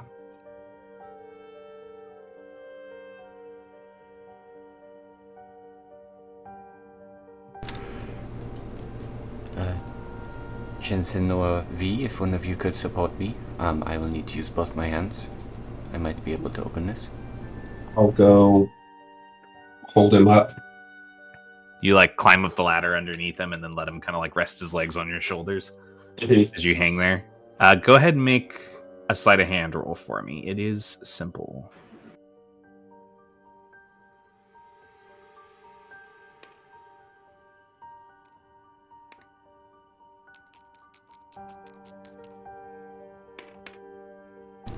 Six. All right, that is enough. You get the rest of you hear the lock slide back slowly and carefully, and then one lock and the second lock popping open above.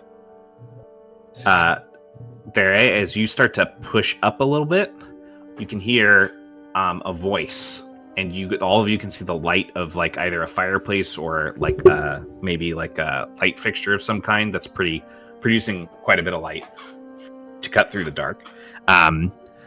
And the voice says, I tire of him, and I tire of you, witch. Let's see this deal done. I simply need the town in my hands, and then you will get everything you require from me monetarily. Now, if you would be so kind as to head back to the graveyard, I'm sure they can supply you with another body. Once the fountain is totally poisoned, well, now that the fountain is totally poisoned, I know you said you needed 4 for the lake. They will be given to you. Speak with Forsyth. And then there's kind of like a hanging silence, and you hear footsteps walking through the council house away from wherever that chamber was.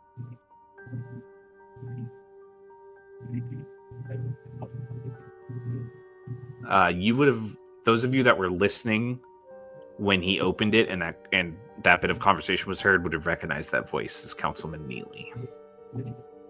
Would I have recognized the voice as possibly the person in the sack when I first woke up in the cage? Make an awareness roll.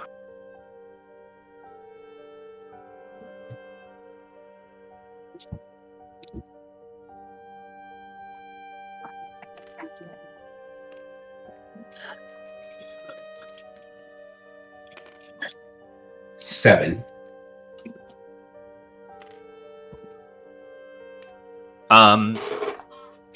No.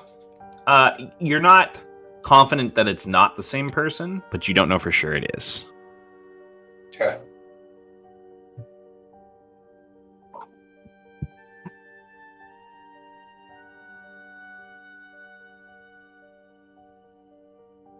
What do the 4 of you do? We all hear that. Yeah. Dara probably heard it word for word, and the rest of you probably heard like talking. Okay.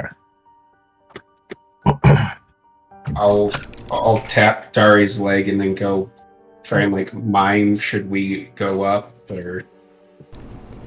I'll just gesture like I'm gonna head down, and then Okay. I'd fill all you guys in on what I heard above.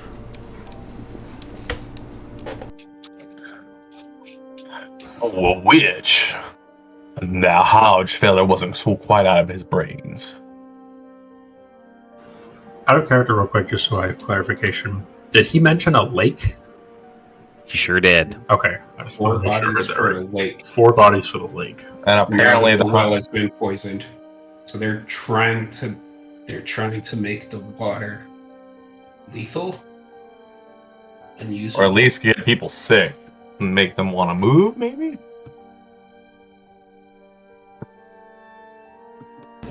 I think that makes sense. Yeah. Did it He sound did like? say. Go on. Did it sound like one set of footsteps was leaving, or they were both leaving? It sounded like one set of footsteps to you. Okay. Hmm.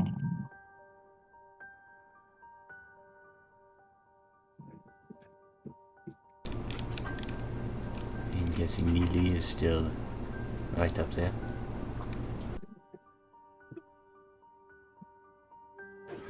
I'm wondering if it might be a good idea.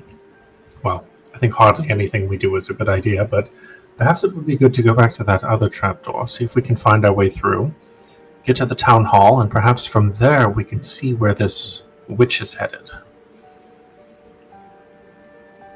I agree. If Neely is really running everything, and we saw him earlier,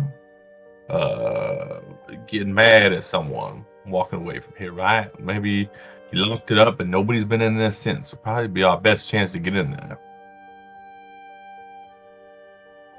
There is When we the saw issue. Meg, he was leaving the town hall and headed towards the council house, right? That is correct. Yeah. So there's probably still somebody in the town hall then. Someone was closing it up. Oh. But I mean, it's been a little while since then. It's been basically like a whole day since then. Oh. Would we assume... Not a whole day. It's been like 15 hours since then.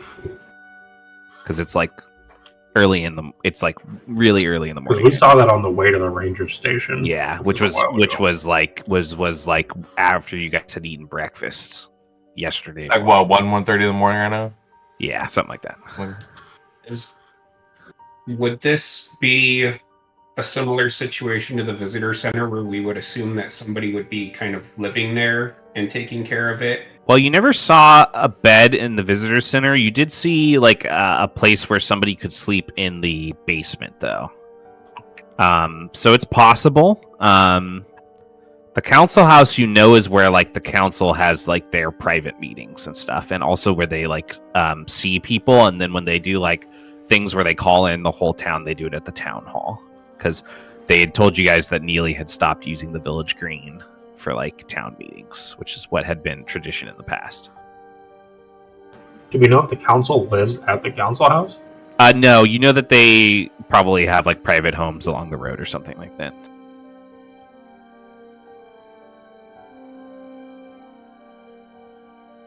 Well, if we're going to go back to try and see her from the town hall, we should probably hurry. She's got a head start and probably a more direct path.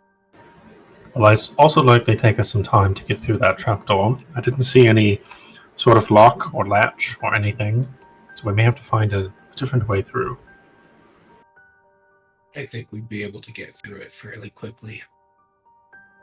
Not quietly, but quickly. I've jumped through floors before. Yeah. Exactly. If anyone could, it would be you. All right, what are you guys doing? Let's get back there. All right, I think we're going to go to that other trapdoor and try to get it open. all right. Heading back to that trapdoor. How would you guys like to try to get it open? I'm gonna turn on my room light real quick.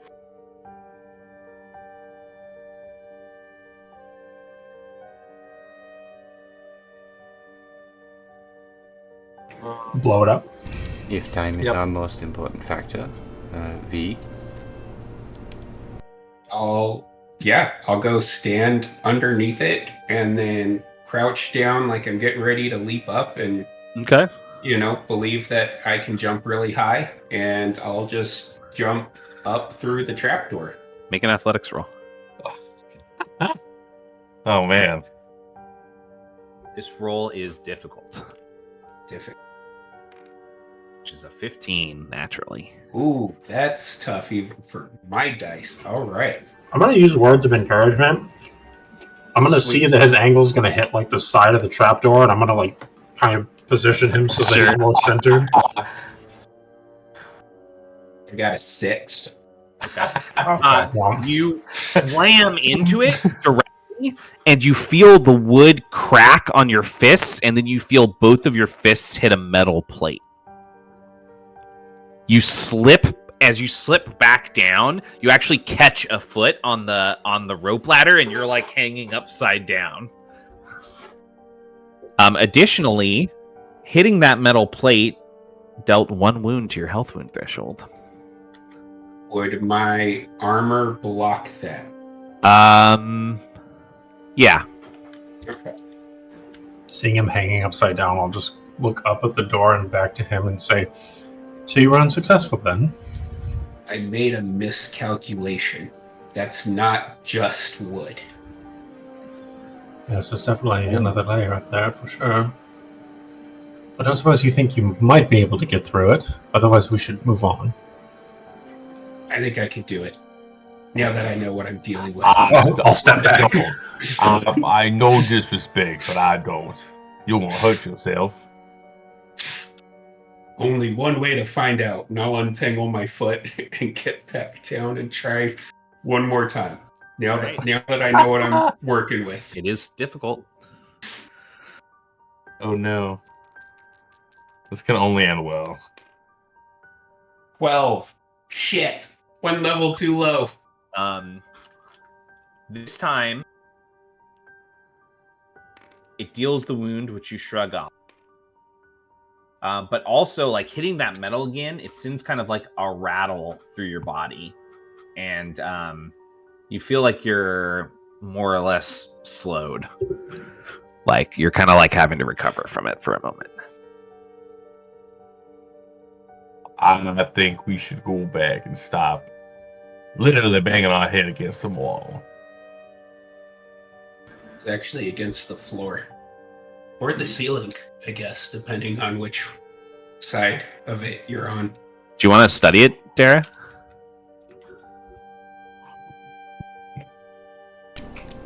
Yeah, I'll climb up really quick.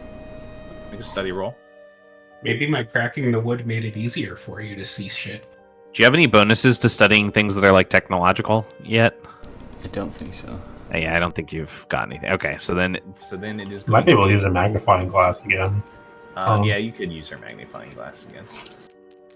It is going to be a. Make sure I know what I'm doing here.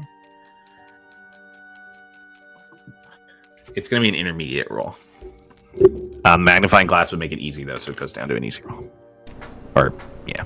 That is a 14. Hey, let's go.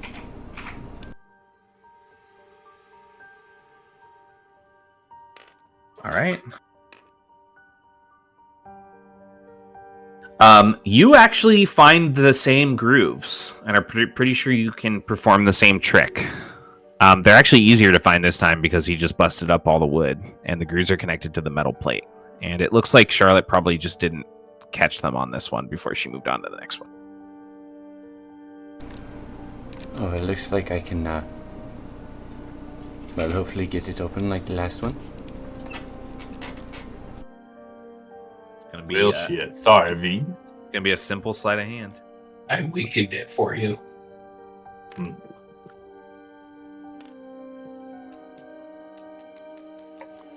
Or, well, for you, it's mechanics.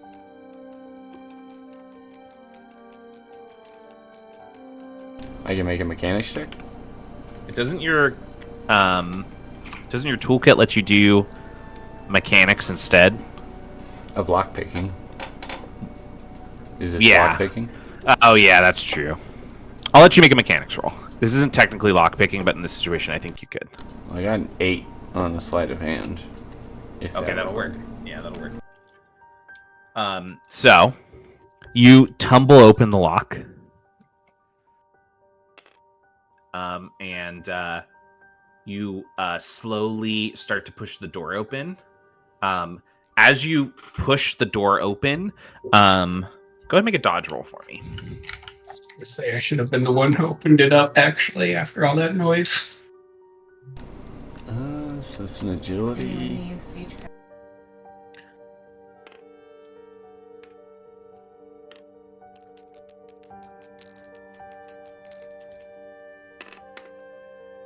8.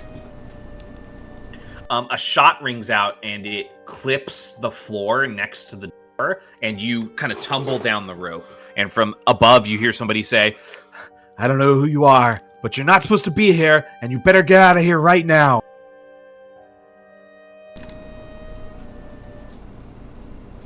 The trapdoor is open. And it seems it was trapped.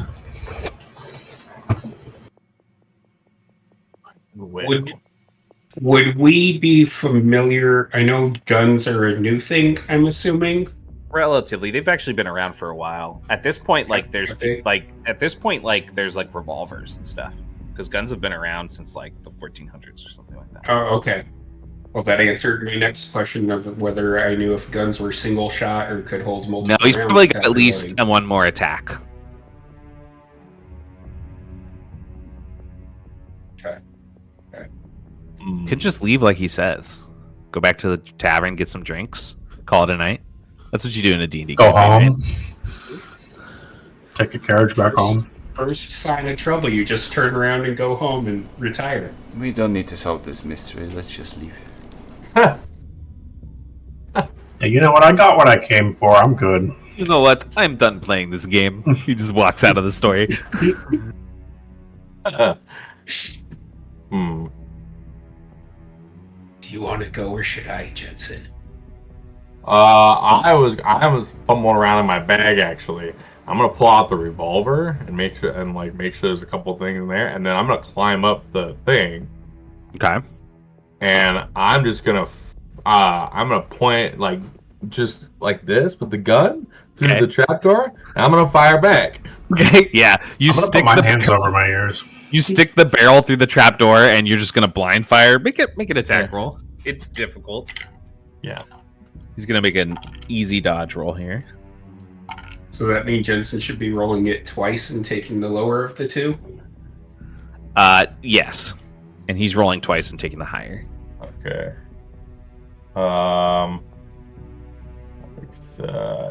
He got a 4. 3. So. Okay. Oh well, yeah. So no matter what, you're gonna succeed. Actually. Yeah. It's +3. You fire off the shot, and you hear somebody go, and then slump down onto the ground. Well, are you alive? I believe that was my cue. I'm gonna rush up there. When you open the door, you like climb past Jensen to get out, and when you open the door, you see across the room. It's also kind of like a main hall, or like a greeting hall that looks like it has a couple double doors that lead into the actual town hall where the meeting would be held. You see across the room by like the reception desk, you see a man. He's in his mid to late 20s, and he's leaned up against the wall, and his gut is open. And he's like actively holding some guts because like he's just had a hole blown through his stomach, basically. Whoops. And he looks like he's definitely gonna bleed out slowly and painfully right now. I'm gonna say, well, I had never fired one of these before, but I kind of like it. I gotta tell you, working in a trauma ICU for a long time, bleeding out is probably the nicer way to go with a gut wound. Yeah. Particularly back then. I'm gonna rush over to him anyway and see if I can do Make a medicine anything. roll for me. You think Thomas will work for us too? I say with some dark humor. Well, he will now that he knows what we could do. That is a 10. Yeah, you would need to spend a use of patch up to keep this guy from dying, but you would be able to like treat this wound in such a fashion that he won't die from it. I would do that. Alright. You start patching him up. What is everybody else doing as they enter the town hall? I do apologize. I just missed. Fuck you! Yeah. That was Yeah. awesome, No, hold Jensen. on. You see, Teach me how to do that. I know your instincts may tell you to be squirming around right now in pain, but do your best to not do that. As you're saying that, he's like rolling towards the side, and you're having to like catch his guts and push them back in his stomach as you're trying to sew him up. I'll kneel down next to him as well. I mean, Yes, please hold him down. I'll see what I could do. Just stay still, please. I just needed He you gets to some know. blood on your dress, Charlotte, and as he's doing that, you would remember that you have like a window of time where you could look to try to see if this person's running around running past the town area to go to the graveyard. Yeah, good call. Yeah, I'll just look down at the blood and say, I'll have to wash this again. In the meantime, I'm going to say, Jensen, come hold him down. Right. Don't let I am sorry. fucker near me. Oh, I just needed you to know. blood. I just needed you to know that we could do that too with the, with the firing on us. As you, I did not mean to gut you. as you say that, you see the doctor kind of stick a needle in his arm and inject something, and the guy's eyes go a little blurry, and he looks at you confused. Why is your beard blue? And then he goes unconscious. Why indeed? I'm going to point and say, we certainly don't have much time. V, go check the west window, and I'll check the east window. Did you point when you said west? Yeah. Go in the direction that you pointed. Make awareness rolls. I may have only known you for a day and a half, but I know you very well. That is me.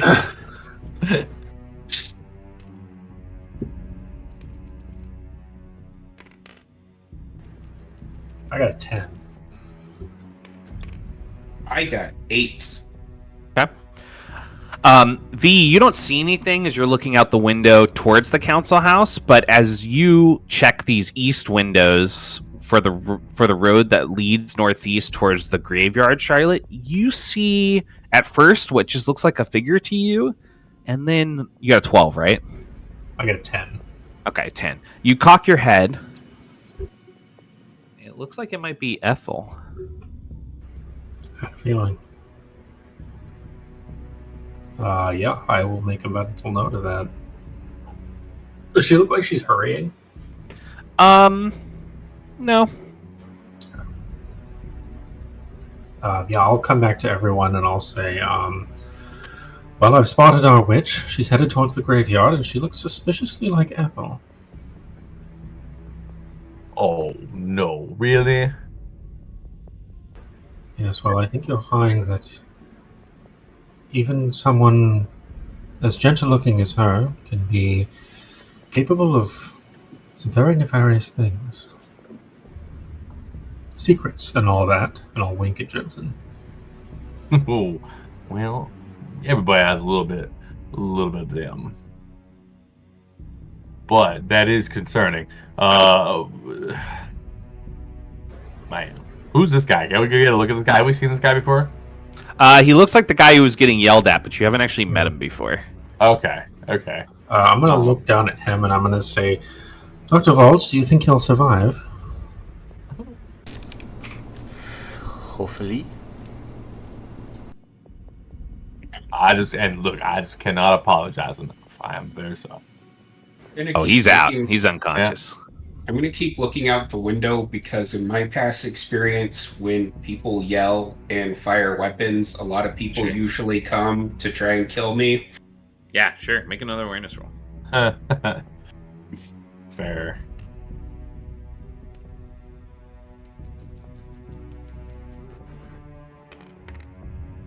Ten. That was the best I could do. See, I'm totally aware of this situation.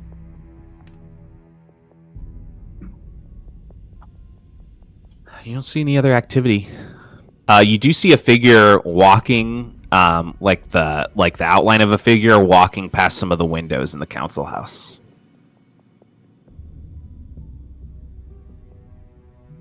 Inside of the council house. Okay, inside of the council house.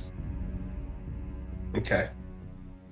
Well, I'm just going to keep looking out the window while they do whatever they're doing with this poor, probably going to die soon guy that Jensen killed. I mean, didn't kill. Right. Almost. Allegedly killed. Does it seem Nobody like saw me fire the gun. Does the guy seem like he needs more? Not necessarily. He probably needs to needs a hospital. It's people out here don't really have access to a hospital, but he definitely needs somewhere to rest and recover. Where he Bed rest and Alka-Seltzer. Yeah, exactly. Good book. is probably like some form of a doctor in this village somewhere. I You would will assume have so. quite the stomachache for a while. He's treating them. I mean, besides the doctor that's passing through. Oh my god, we finally have a doctor. Please don't kill this one. Stay forever in Lambeth Hollow. We'll pay you, maybe. We'll pay you maybe. Oh, what a great opportunity. I'm just gonna. I mean, while we kind of linger around here, I'm gonna do a quick scouting of the town hall and just see what's around here. I'll go the opposite way of her. I'm looking for some kind of office or some kind of place where there might be notes and things to find here too. There are the double doors into the main hall, but other than that, there aren't any like other rooms. There's just this one and that one. There is also like an area that's like a coat closet, like off to the side, but it has just like an open archway. And a 13. Okay. I got an 8.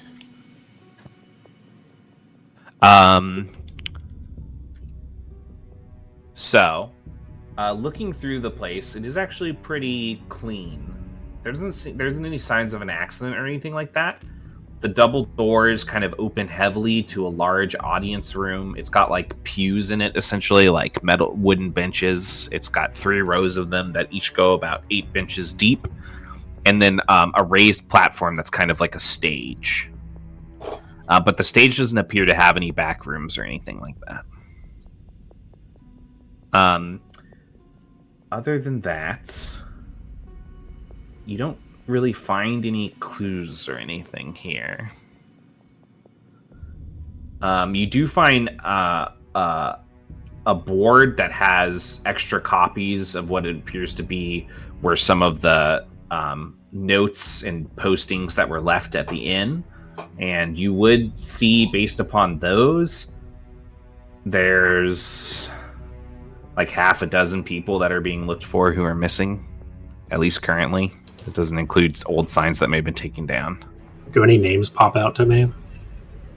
People we've met. Do they match Marjorie and or Victor Granger? Marjorie is in fact missing, and there is also a sign posted for the whereabouts of Victor. It looks like that one was probably posted by his grandfather. Okay. There's also a little girl that's missing and a pair of twins that are missing. It looks like almost everyone went missing near the edge of the village closest to the Whispering Woods. Yeah.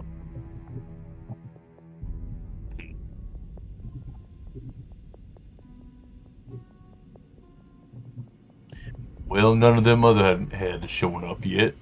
Are we thinking that maybe these other ones are going to be the ones for the lake? You know, what could they say? Or maybe has there been somewhere else already that these bodies are poisoning and mucking up? I'm not sure I've seen any other water sources in town, although there is the old well out in the woods. Perhaps that's connected to the lake as well.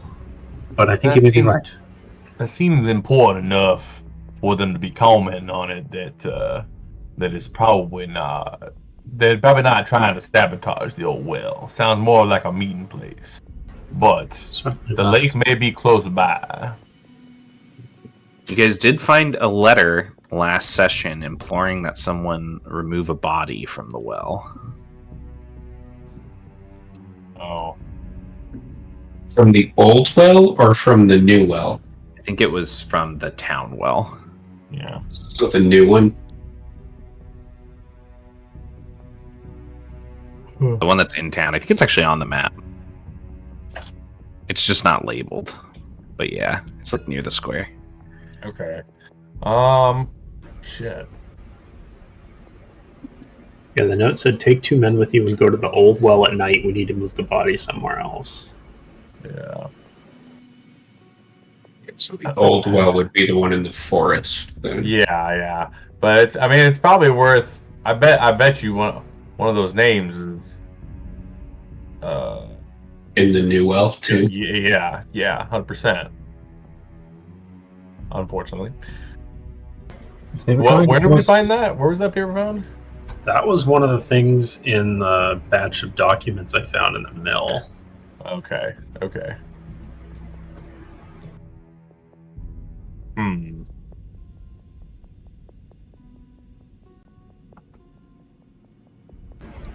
Well, to be honest, I'm not sure what our next move should be. We could pay a visit to the graveyard and perhaps join in on the conversation between Ethel and this Mr. Forsyth. V, you lived in the graveyard for a time. Did you ever meet Mr. Forsyth? Guessing not, because I probably didn't try to meet the people. You hid from Mr. Forsyth, that's for sure. Yeah. He's Mr. Forsyth is an older man, probably in his 50s. He has long, stringy white hair. He has kind of a rough accent, and you've generally just seen him yelling at the two other guys that dig the graves and stuff.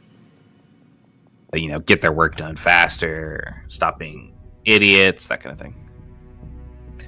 He was a really bossy old guy who yelled a lot. He's got Mr. Forsyth had very what's the caretaker from Hogwarts?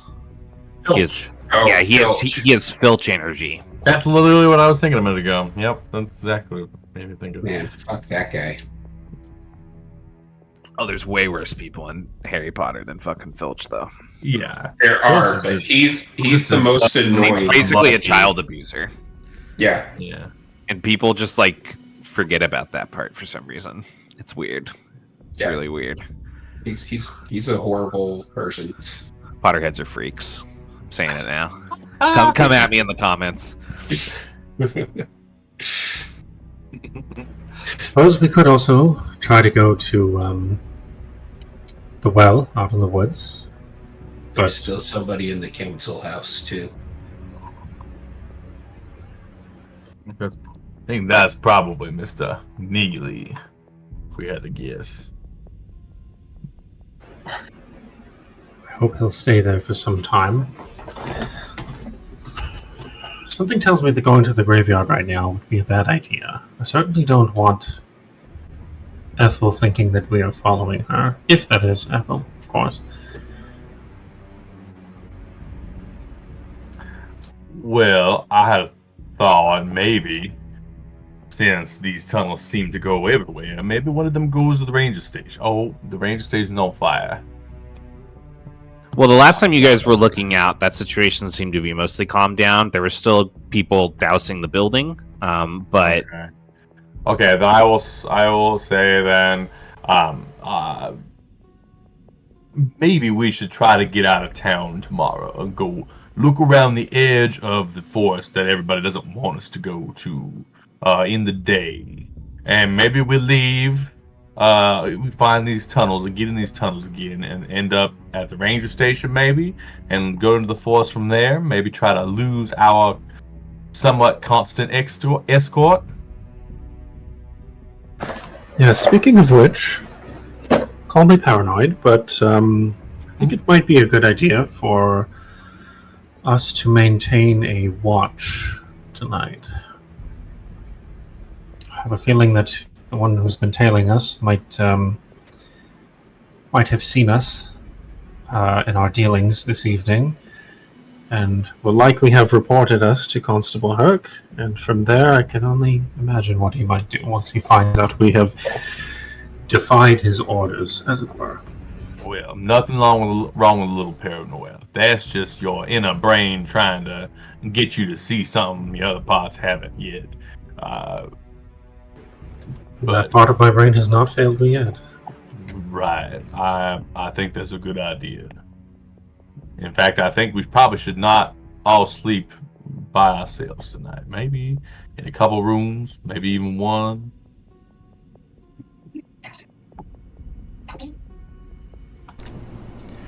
But I agree, going to the book. I think we're tired and our eyes need some rest so it can catch up with our brains tomorrow. I think a rotating schedule with one room would be best. So we are Agreed. very quick to wake if needed. I think there's somebody else in there now too. When you Somebody guys else look back in at the media. V, you see that V's been pretty disengaged from this conversation, is still watching the council house from his position by the window. You think that maybe Neely was having a conversation with two people instead of just one? I don't know. Lights just went on, and that might be a second figure in the house.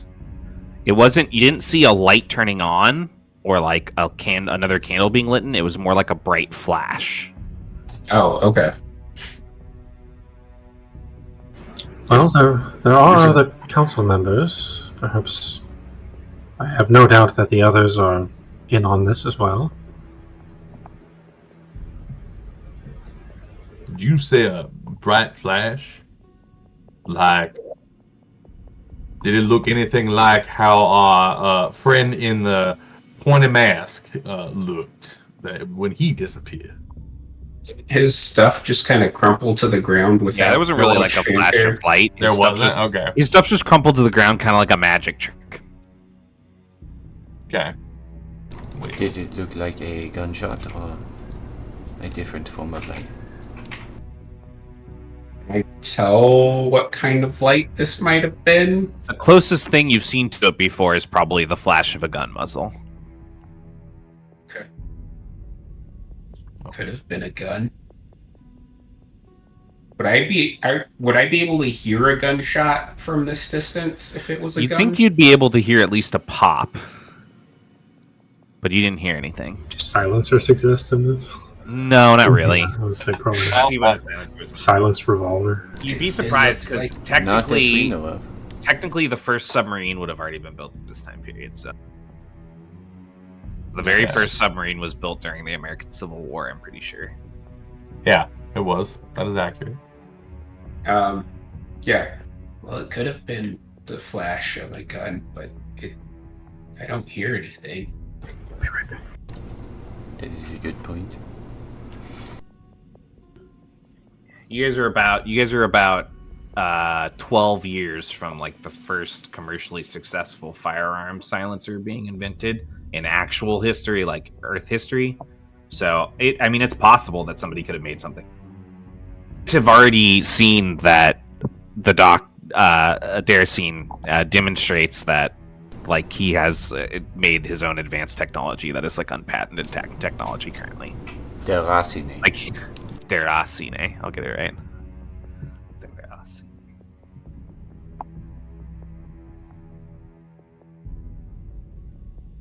Hmm.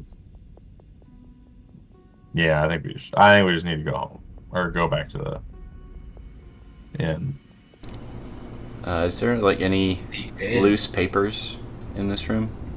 You just didn't find anything of particular interest other than the board. It's I a mean, pretty like clean. any paper at all. Oh yeah, definitely. You could pull papers off the board and use the back of them. Yeah, I want to pull it off and write crude, like care instructions for this guy, since he got shot and is currently Okay. unconscious, and I can't tell him. handwriting. Probably. So terrible. So Yeah. you're leaving him instructions that he won't be able to read. That he might be able to read, but it'd be like Presumably the other. Look, it would be ethically and irresponsible to not leave any instructions, but like it's way too much to expect him to make his handwriting good suddenly, right? Also, like, presumably the other doctor will be here, and all doctors can read other doctors' handwriting. That's Yes. You would be really surprised on that one. Yeah, sure. That's how it works in history. All history majors can read each other's history notes, but nobody else in the world can read their handwriting. so it'd just be like a very, very light movements, if any. Make sure you clean off the wound at least once a day after boiling water and use that. Not hot though, obviously. Let it cool down Yep. first. But boil it first. And wash off, and then change your bandages. You got it.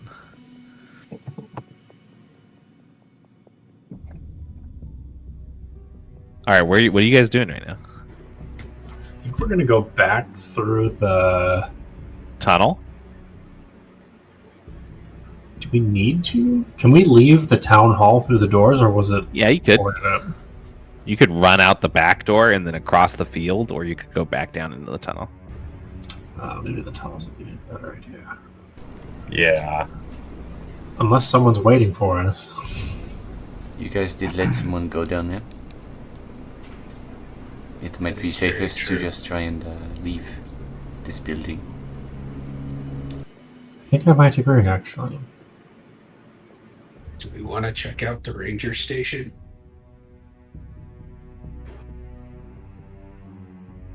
You could go Well, check on probably, it. You could split Yeah. the party. Let's split the party 4 ways. I like it. And just each go someplace totally different. No. I'm not leaving my dad alone in this place where people are getting killed. My dad. People are getting shot like crazy around here. Yeah. as I'm spinning the revolver in the back of the shot.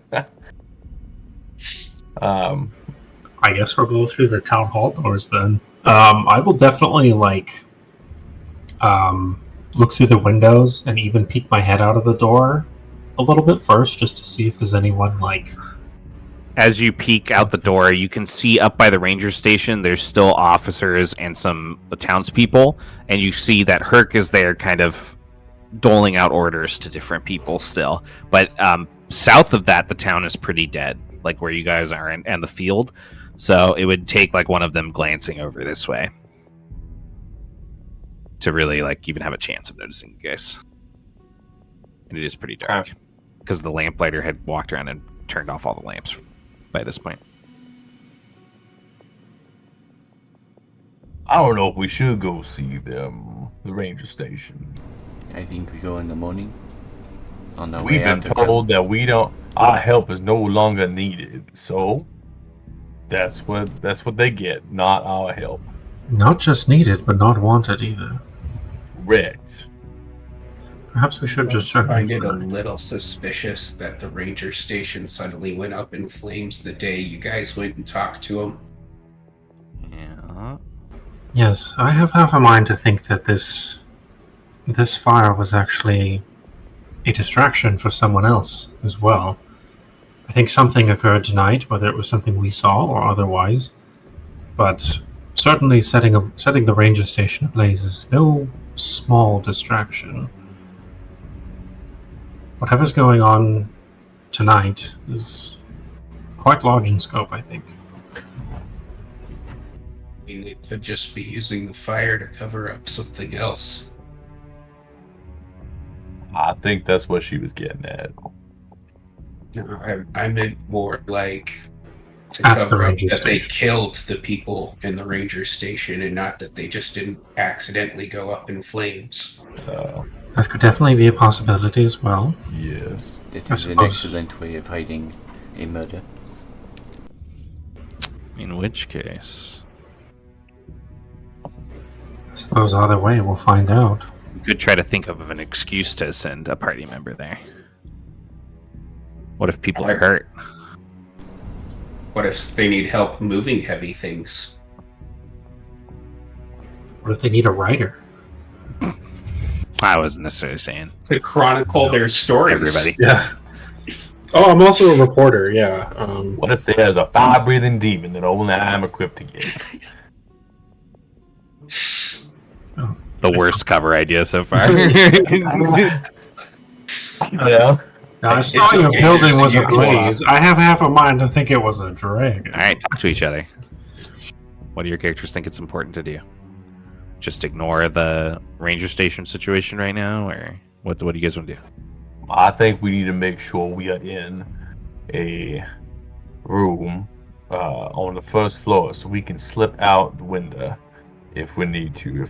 If someone comes looking for us, I don't think any of us should end up locked in a cage. Isn't there only one floor? Is Are you talking about the inn now? yes. Okay, sorry. Yeah. So you're going back to earlier in the conversation. I think that your guys' rooms are on the second floor. Okay. I thought you said there was just one floor for some reason. I think I started to say that, but what I was meaning to say was that, like, you know, the traditional D&D tavern, it's like a tavern downstairs and rooms upstairs.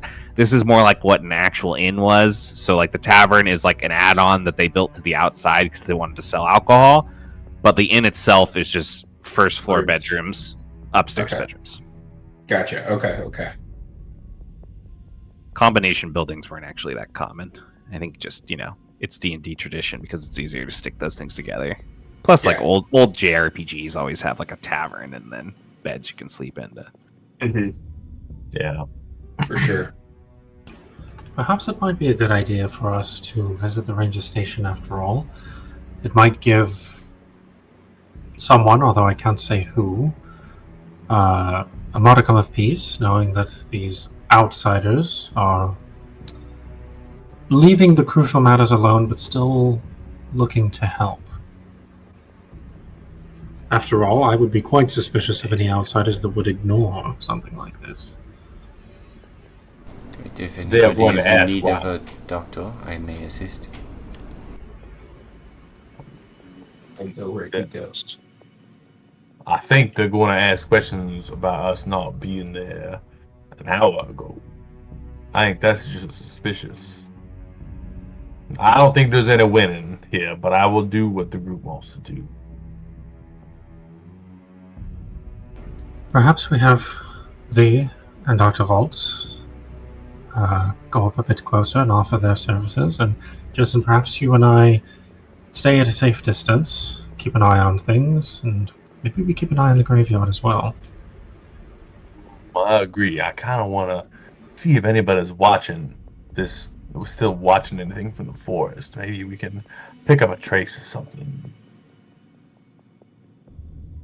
I think that's a good idea.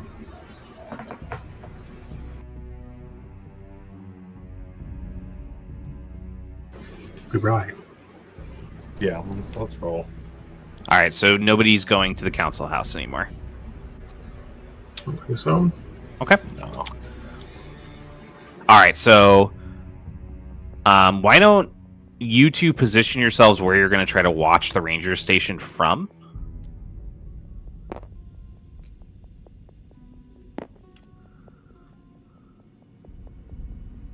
Oh, that's cool. You can hover over the map and hit Alt, or hold Alt, and it blows it up. Oh, damn. I've just been positioning the camera directly on top of it, filling the screen. That is exactly what I've been doing, too. Also, something I figured out last session is you can save camera views.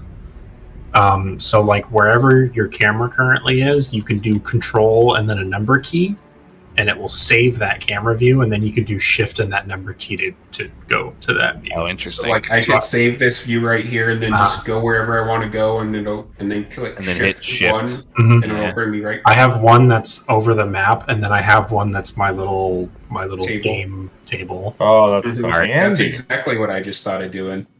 I'm gonna do that. See, What is it to go back to the other one? Control Shift?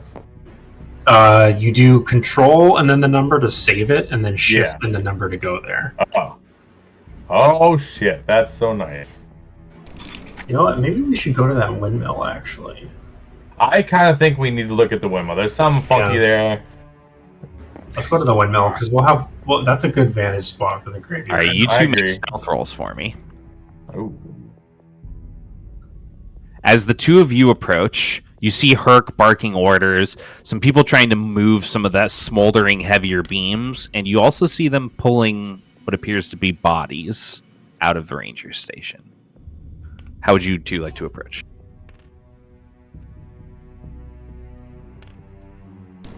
Excuse I'll me? look to you for your lead, yeah. Herc shifts and turns and looks at you. Come to help. It's a little late to stop the fire. I am not one to stop fires, but if there is anybody injured, I am a doctor. He'll look at you up and down, and he'll exhale sadly. Just, it appears that 4 of the rangers were inside. As far as we can tell, none of them have made it 3 charred corpses. Although he takes a deep breath and he swallows, and then he holds up a corded necklace that bears kind of like a talisman of an eagle on it. And sorry, getting lost in my notes again, as always. He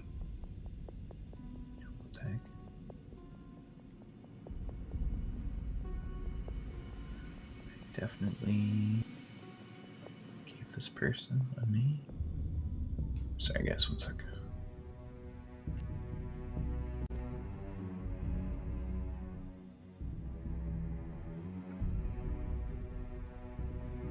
Put this up.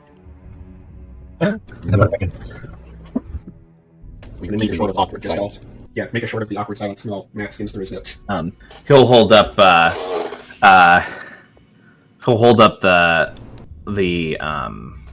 talisman, and he'll say, "It does appear that Head Ranger Eagleton has not made it through this night."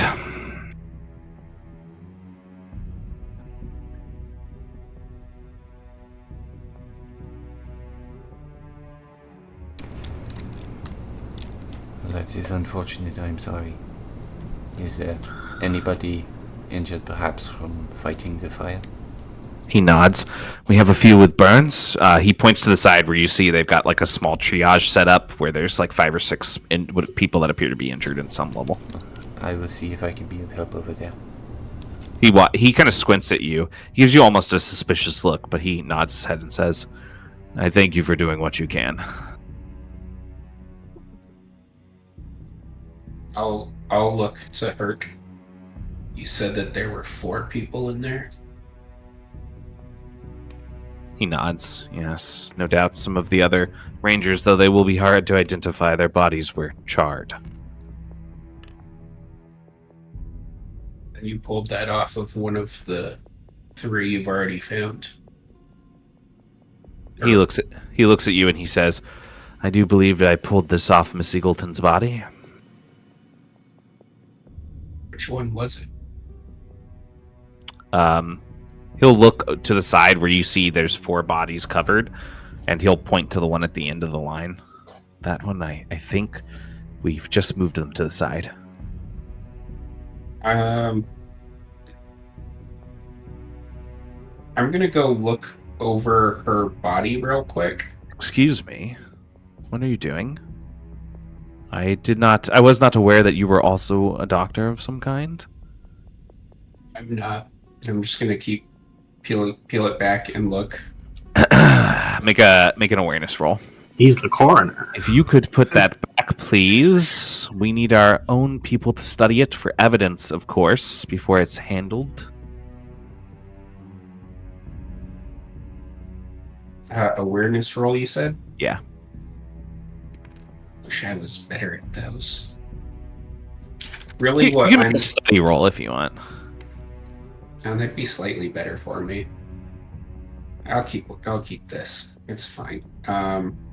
It wouldn't do me much good. 9. It's gonna... What are you looking for? I mean, if I notice anything glaringly weird, I'll see that, but mostly what I'm trying to do is study it so that I would look for things that might help me recognize it from the other burnt up corpses. So my thought is that when they stop watching the body, if it's Eagleton, I can go try and recover her memories from before she died. You would definitely recognize this one based upon the wounds, but he's like walked over at this point and he reaches down with his club and he's pushing it back closed and looking at you. Like, he looks pretty pissed that you're not listening to him. Are you smooth between the ears, sir?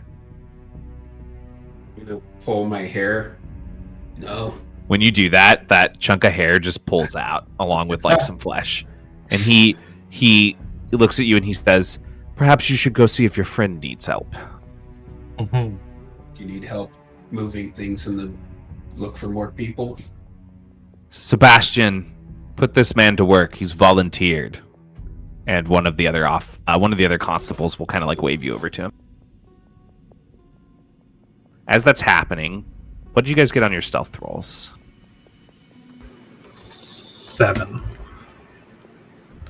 All right, go ahead and make awareness rolls. What are each of you watching for? I'm looking towards the graveyard to see if I can see Ethel and or Forsyth. Or just any activity in the graveyard, really. I got 10 awareness. I am looking for.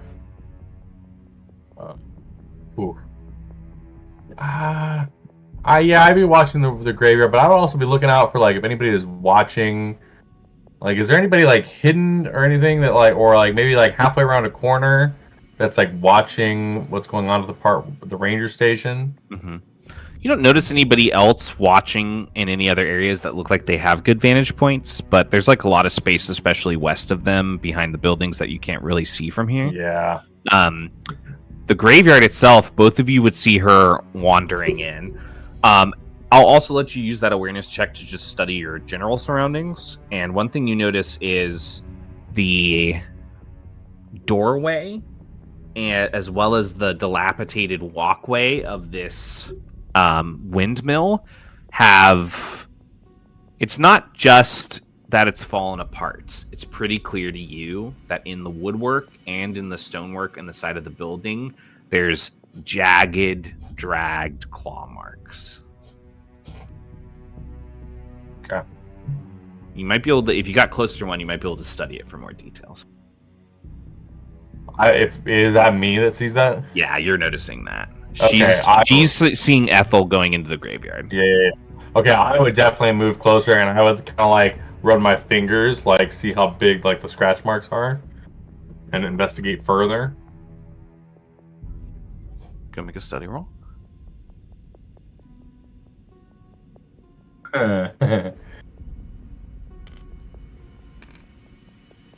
You could pull her in, like point it out to her and have her try to help you. She can assist. Yeah, this is not gonna go well. I'm gonna kind of like run my hand through it and like be able to discern nothing and be like, Miss Charlotte. Yes. I'm gonna point it out and I'm gonna say, do these look familiar enough to them bodies that we found under the fountain? Or these bigger? Certainly curious. Yeah, let me take a closer look. I'll take out my half-moon spectacles. Study roll? Yeah, go for it. Yeah, you can definitely do it.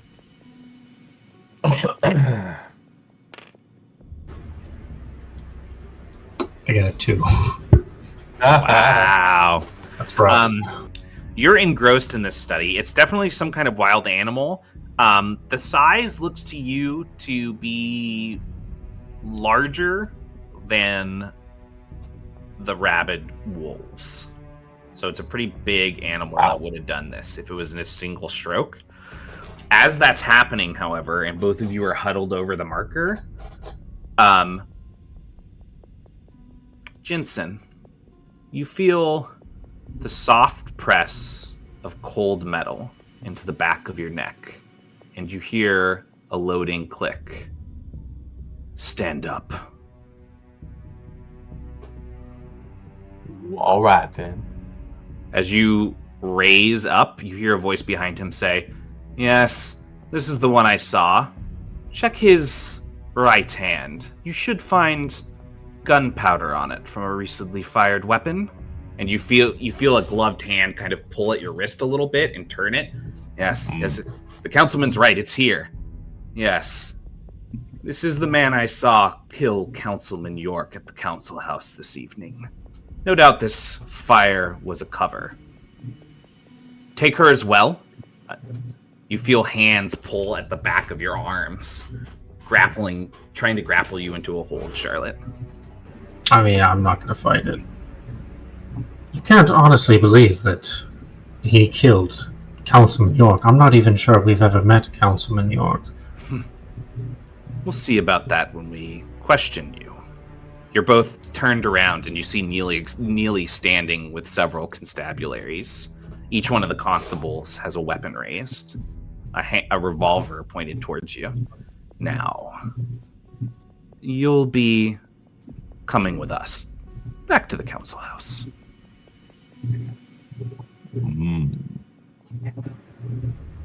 I think about saying something and I hold my tongue. That gun presses into your neck more as you feel your hands being manacled.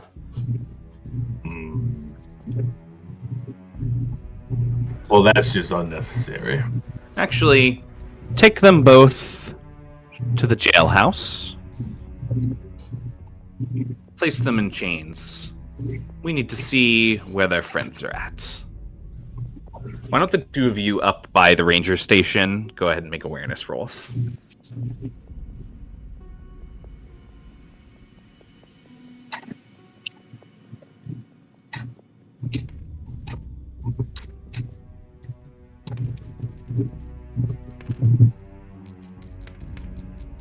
Nine.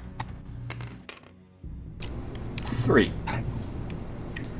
V, looking back, you see trudging away from this,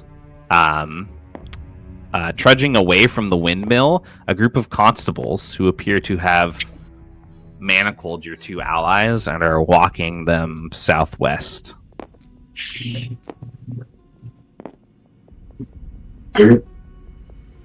Do I see anybody coming up towards the ranger station from down there? You do see one of the constables walking in that direction, but it looks like he's walking towards Herc, which is like he's on the other side of the building from you guys. As you guys are working in the triage though, and that's happening, and you kind of like nudge your father and point that out, you guys would also both hear a soft from the trees over here. And you would see a figure from behind one of the trees waving you.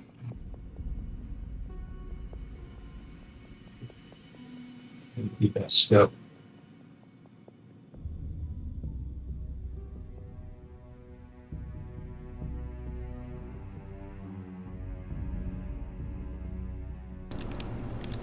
Can we see who it is? It's too dark. It's a slight figure, though. They're fairly tall and slender.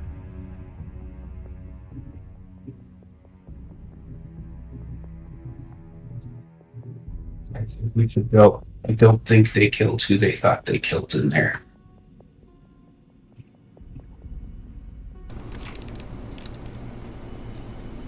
I see. I'm just gonna point to somebody else working in the triage. Make sure that these 3 get the proper ointment. It's this one mixed with this, okay? Then I'm gonna grab V's arm and run off. The two of you start to head towards the trees. They kind of watch you curiously, and then they turn back and they start to get back to work. As they're doing that, and you guys are are kind of like staying low and dashing towards the tree line, you hear Herc as he's pulling open the triage tent, and he says, where did they go? Where did they go? And the other guy's kind of like hesitating. He's not sure how to react. He wasn't expecting the head constable to like burst in here angry. As that's happening, you reach the tree line and you see crouched, leaning out towards the two of you behind the tree. You see Head Ranger Eagleton.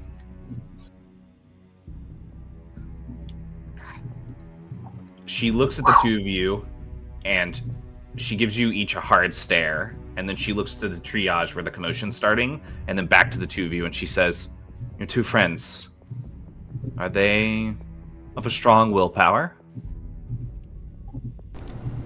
I think so. The big one is, at the very least. She nods. Well, Good. Charlotte was almost killed, and she's still going strong. That was just yesterday. That's true also. Good. They'll need to last a few hours while we come up with a plan. For now, we move deeper. And she's going to turn and start moving into the trees more. Okay. She motions for the two of you to follow, but it's up to you.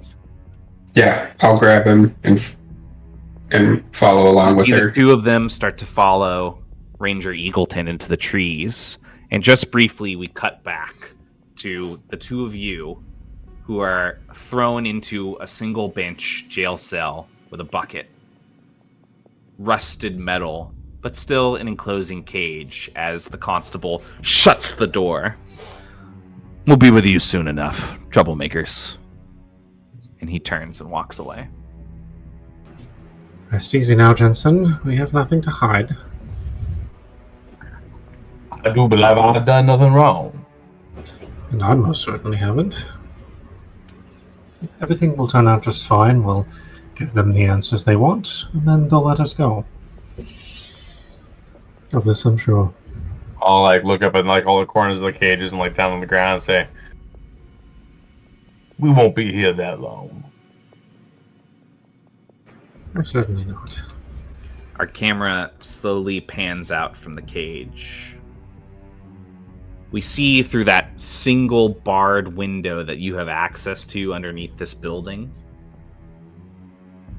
Darkness slowly brightening towards day.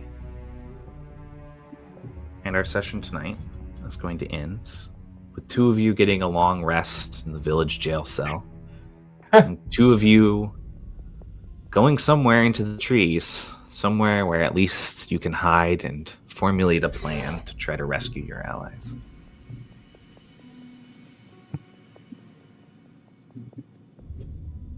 Terrible stealth rolls, both of you. Yeah. Eagle's alive, though. That's good. I'm about that. Great session, everybody. You each earned a point for the session, and you earned a point for your role play. Oh, and you also earned an additional point for finding the body in the water tank. Oh, let's go. So that is 3 points for this session to add to your pool, and you will be beginning the next session with a long rest. Keep in mind, all of us.